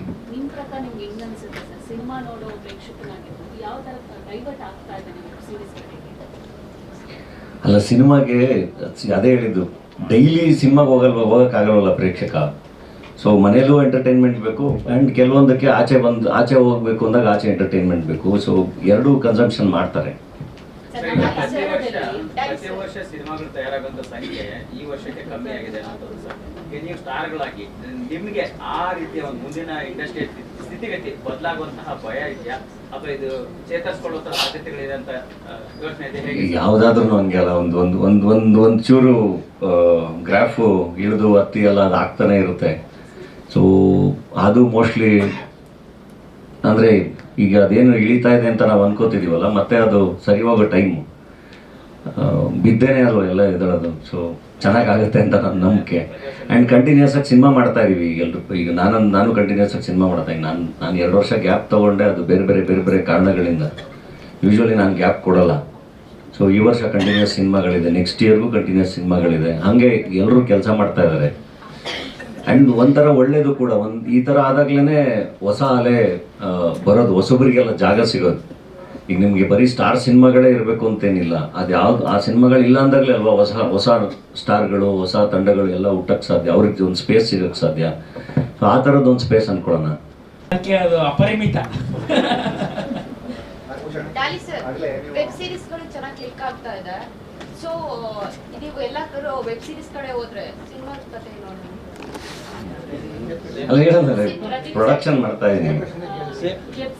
ಅಲ್ಲ ಎಲ್ಲ ಭಾಷೆಯಲ್ಲಿ ಆಗ್ತಾ ಇದೆಯಲ್ಲ, ತೆಲುಗು, ಹಿಂದಿಲಿ ಎಲ್ಲರೂ ಅದನ್ನು ಮಾಡ್ತಿದ್ದಾರೆ, ಇದನ್ನು ಮಾಡ್ತಿದ್ದಾರೆ. ಹಾಗೆ ನಾವು ಅದನ್ನು ಇವಾಗ ಏನಾಗಿದೆ ಅಂತಂದ್ರೆ ಸಿನಿಮಾಗೆ ಹೀಗೆ ಜನ ಬರ್ತಿಲ್ಲ ಅನ್ನೋ ಮಾತಿದೆ, ವೆಬ್ ಸೀರೀಸ್ಗೆ ಅಡಿಕ್ಟ್ ಆಗ್ತಿದ್ದಾರೆ ಜನ. ವೆಬ್ ಸೀರೀಸ್ ರೀಲ್ಸ್ ಅದೆಲ್ಲ ಇಲ್ಲ, ಕನ್ನಡದಲ್ಲಿ ಯಾವ ಸೀರೀಸ್ ಅಂದ್ರೆ ಇದು ಬರೀ ಕರ್ನಾಟಕದಲ್ಲಿ ಮಾತ್ರ ಅಲ್ಲ, ಪ್ರಪಂಚದಲ್ಲಿ ಎಲ್ಲಾ ಕಡೆಗೂ ಅಡಿಕ್ಟ್ ಆಗಿದ್ದಾರೆ. ಅದು ಕೂಡ ಕೆಲವು ಸಿನಿಮಾಗಳು ಹೊರಗಡೆ ಗೆಲ್ತಿದೆ ಅಂದ್ರೆ ಅರ್ಥ ಅದ್ರ ಕಥೆಗಳೆಲ್ಲ ಚೆನ್ನಾಗಿದ್ದಾಗ ಪ್ರೇಕ್ಷಕ ಬಂದೇ ಬರ್ತಾನೆ ಅನ್ನೋಂಥದ್ದು. ಅಂದ್ರೆ ಇದರಿಂದ ಡಿಸ್ಟ್ರಾಕ್ಟ್ ಆಗುತ್ತೆ ಅನ್ನೋದು ತಪ್ಪು ಕಲ್ಪನೆ. ಅದ್ರ ಇಟ್ಕೋಬೇಡಿ. ಟಿವಿಗೂ ಅಡಿಕ್ಟ್ ಆಗಿದ್ರಲ್ವ ಇಷ್ಟು ವರ್ಷ, but still theatres var running. ಹಾಗೆ ಇದು ಕೂಡ ಆಗುತ್ತೆ ಅಂತ. ಪ್ರದೀಪ್ ಸರ್, ಈಗ ಕನ್ನಡದಲ್ಲಿ ನಿಮ್ಮ ಸೀರೀಸ್ಗಳ ಮನೆಯಿಂದ ಇಲ್ಲಿ ತನಕ ನೋಡಿದ್ರೆ ಬರೀ 6, 7, 5 ಇಷ್ಟಕ್ಕೆ ಸ್ಟಾಪ್ ಆಗ್ತಿದೆ. ಇದು ಮಿನಿ ಸೀರೀಸ್ ಅಂತ ಫಾರ್ಮ್ಯಾಟ್. ಸೊ ಇದನ್ನ ನಾವು ತುಂಬಾ ಪ್ರತಿ ಸಲ ಅನ್ಕೊಳ್ತೀವಿ, ಇದ್ರ ಬಗ್ಗೆ ಮಾತಾಡ್ಬೇಕು ಅಂತ ಮರ್ತೋಗ್ತೀವಿ. ಥ್ಯಾಂಕ್ ಯು ರಿಮೈಂಡ್ ಮಾಡೋದಕ್ಕೆ. ಈ ಫಾರ್ಮ್ಯಾಟೇ ಮಿನಿ ಸೀರೀಸ್. ಅಂದ್ರೆ 7 ಎಪಿಸೋಡು 20 ರಿಂದ 25 ನಿಮಿಷ ಅನ್ನುವಂಥದ್ದೇ ಕಾನ್ಸೆಪ್ಟ್. ಸೊ ಮೆಗಾ ಸೀರೀಸ್ ಮಾಡ್ತಿದ್ದೀವಿ, ಅದು ಪ್ರತಿ ಎಪಿಸೋಡು ಆಲ್ಮೋಸ್ಟ್ 40 ನಿಮಿಷ 1 ಅವರ್ ಅಷ್ಟು ಪ್ಲಾನ್ ಮಾಡ್ತಿದ್ವಿ. ಆ ಥರದ್ದು ಸೀರೀಸ್ ನಡೀತಿದೆ, ಒಂದು ದೊಡ್ಡ ಮಟ್ಟದ ಸೀರೀಸ್ ನಡೀತಿದೆ.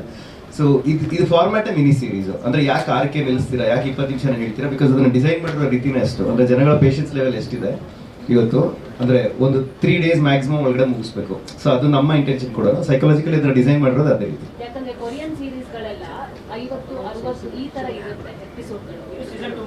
ಅದೇ ಬಟ್ ಅದೆಲ್ಲಿ ಬೋರ್ ಅನ್ಸಲ್ಲ. ಇಲ್ಲ, ಅಂದ್ರೆ ZEE5 ನ ಪರವಾಗಿ ಈ ಒಂದು ಫಾರ್ಮ್ಯಾಟ್ ನ ಈ ರೀತಿ ಎಕ್ಸ್ಪ್ಲೋರ್ ಮಾಡೋಣ ಅಂತದ್ದು ಥ್ರೂಔಟ್ ಇಂಡಿಯಾ. ನೀವು ನಮ್ಮ ಯಾವುದೇ ವೆಬ್ ಸೀರೀಸ್ ನೋಡಿದ್ರು ಕೂಡ 7 ಎಪಿಸೋಡು ಮ್ಯಾಕ್ಸಿಮಮ್ 25 ನಿಮಿಷ ಇರುತ್ತೆ. ಇದ್ರ ಜೊತೆಗೆ ನಿಮ್ಮ ಸೀರೀಸ್ಗಳಲ್ಲಿ ಕ್ಲಿಕ್ ಆಗಿರೋದು ಅಯ್ಯನ ಮನೆ. ಸೊ ಅದು ಏನಾದ್ರು ಪಾರ್ಟ್ ಇರುತ್ತಾ?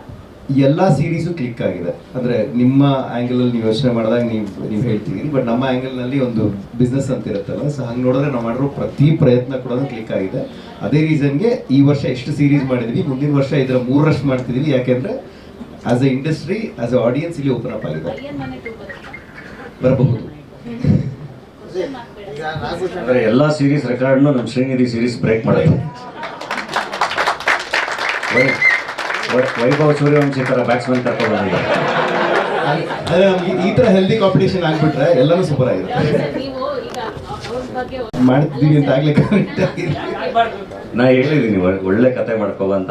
ಅವತ್ ಕತೆ ಕೇಳಿದಾಗ್ಲೇ ಹೇಳಿದೆ, ನೆಕ್ಸ್ಟ್ ಸಿನಿಮಾನು ಮಾಡೋಣ ಒಳ್ಳೆ ಕತೆ ಮಾಡಿ ಅಂತ. ಖಂಡಿತ ZEE5 ಕೂಡ ಸಿನಿಮಾ ಪ್ರೊಡಕ್ಷನ್ಗೆ ಸೀರಿಯಸ್ ಆಗಿ ಅದು ಪ್ಲಾನ್ ಮಾಡಿ ಅದನ್ನು ಹೇಳಿದೀವಿ. ಒಳ್ಳೆ ಕತೆ ಒಪ್ಸಿದ್ರೆ ನಾವು ಜೊತೆಗೆ ಸೇರ್ಕೊಳ್ತೀವಿ ಅಂತ ಹೇಳಿ.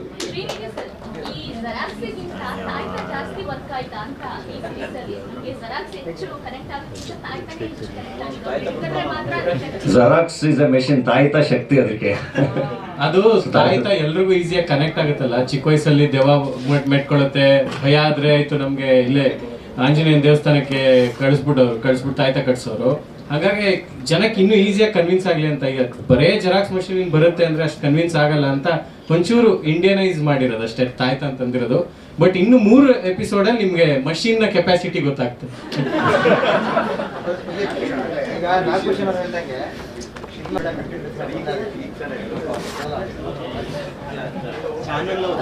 ಸಿನಿಮಾ ಪರ್ಚೇಸ್ ಮಾಡ್ತಾ ಇಲ್ಲ ಅಂತ ಹಾಗೇನಿಲ್ಲ ಸರ್, ಬರ್ತಿದೆ ಕಂಟಿನ್ಯೂಸ್ ಆಗಿ. ನೀವು Z5 ನೋಡಿದ್ರೆ ಕಂಟಿನ್ಯೂಸ್ ಆಗಿ ಮೂವೀಸ್ ಬರ್ತಿದೆ. ಇಂಡಸ್ಟ್ರಿ ಮತ್ತೆ ಜಾಸ್ತಿ ತಗೊಳ್ಳಿ ಅಂತ ಹೇಳ್ತಾರೆ. ಅದೇ ಒರಿಜಿನಲ್ ಕಾಂಟೆಂಟ್ ನಡೀತಿದೆ, ಸಿನಿಮಾಗಳಲ್ಲೂ ಕೂಡ ನಡೀತಾ ಇದೆ.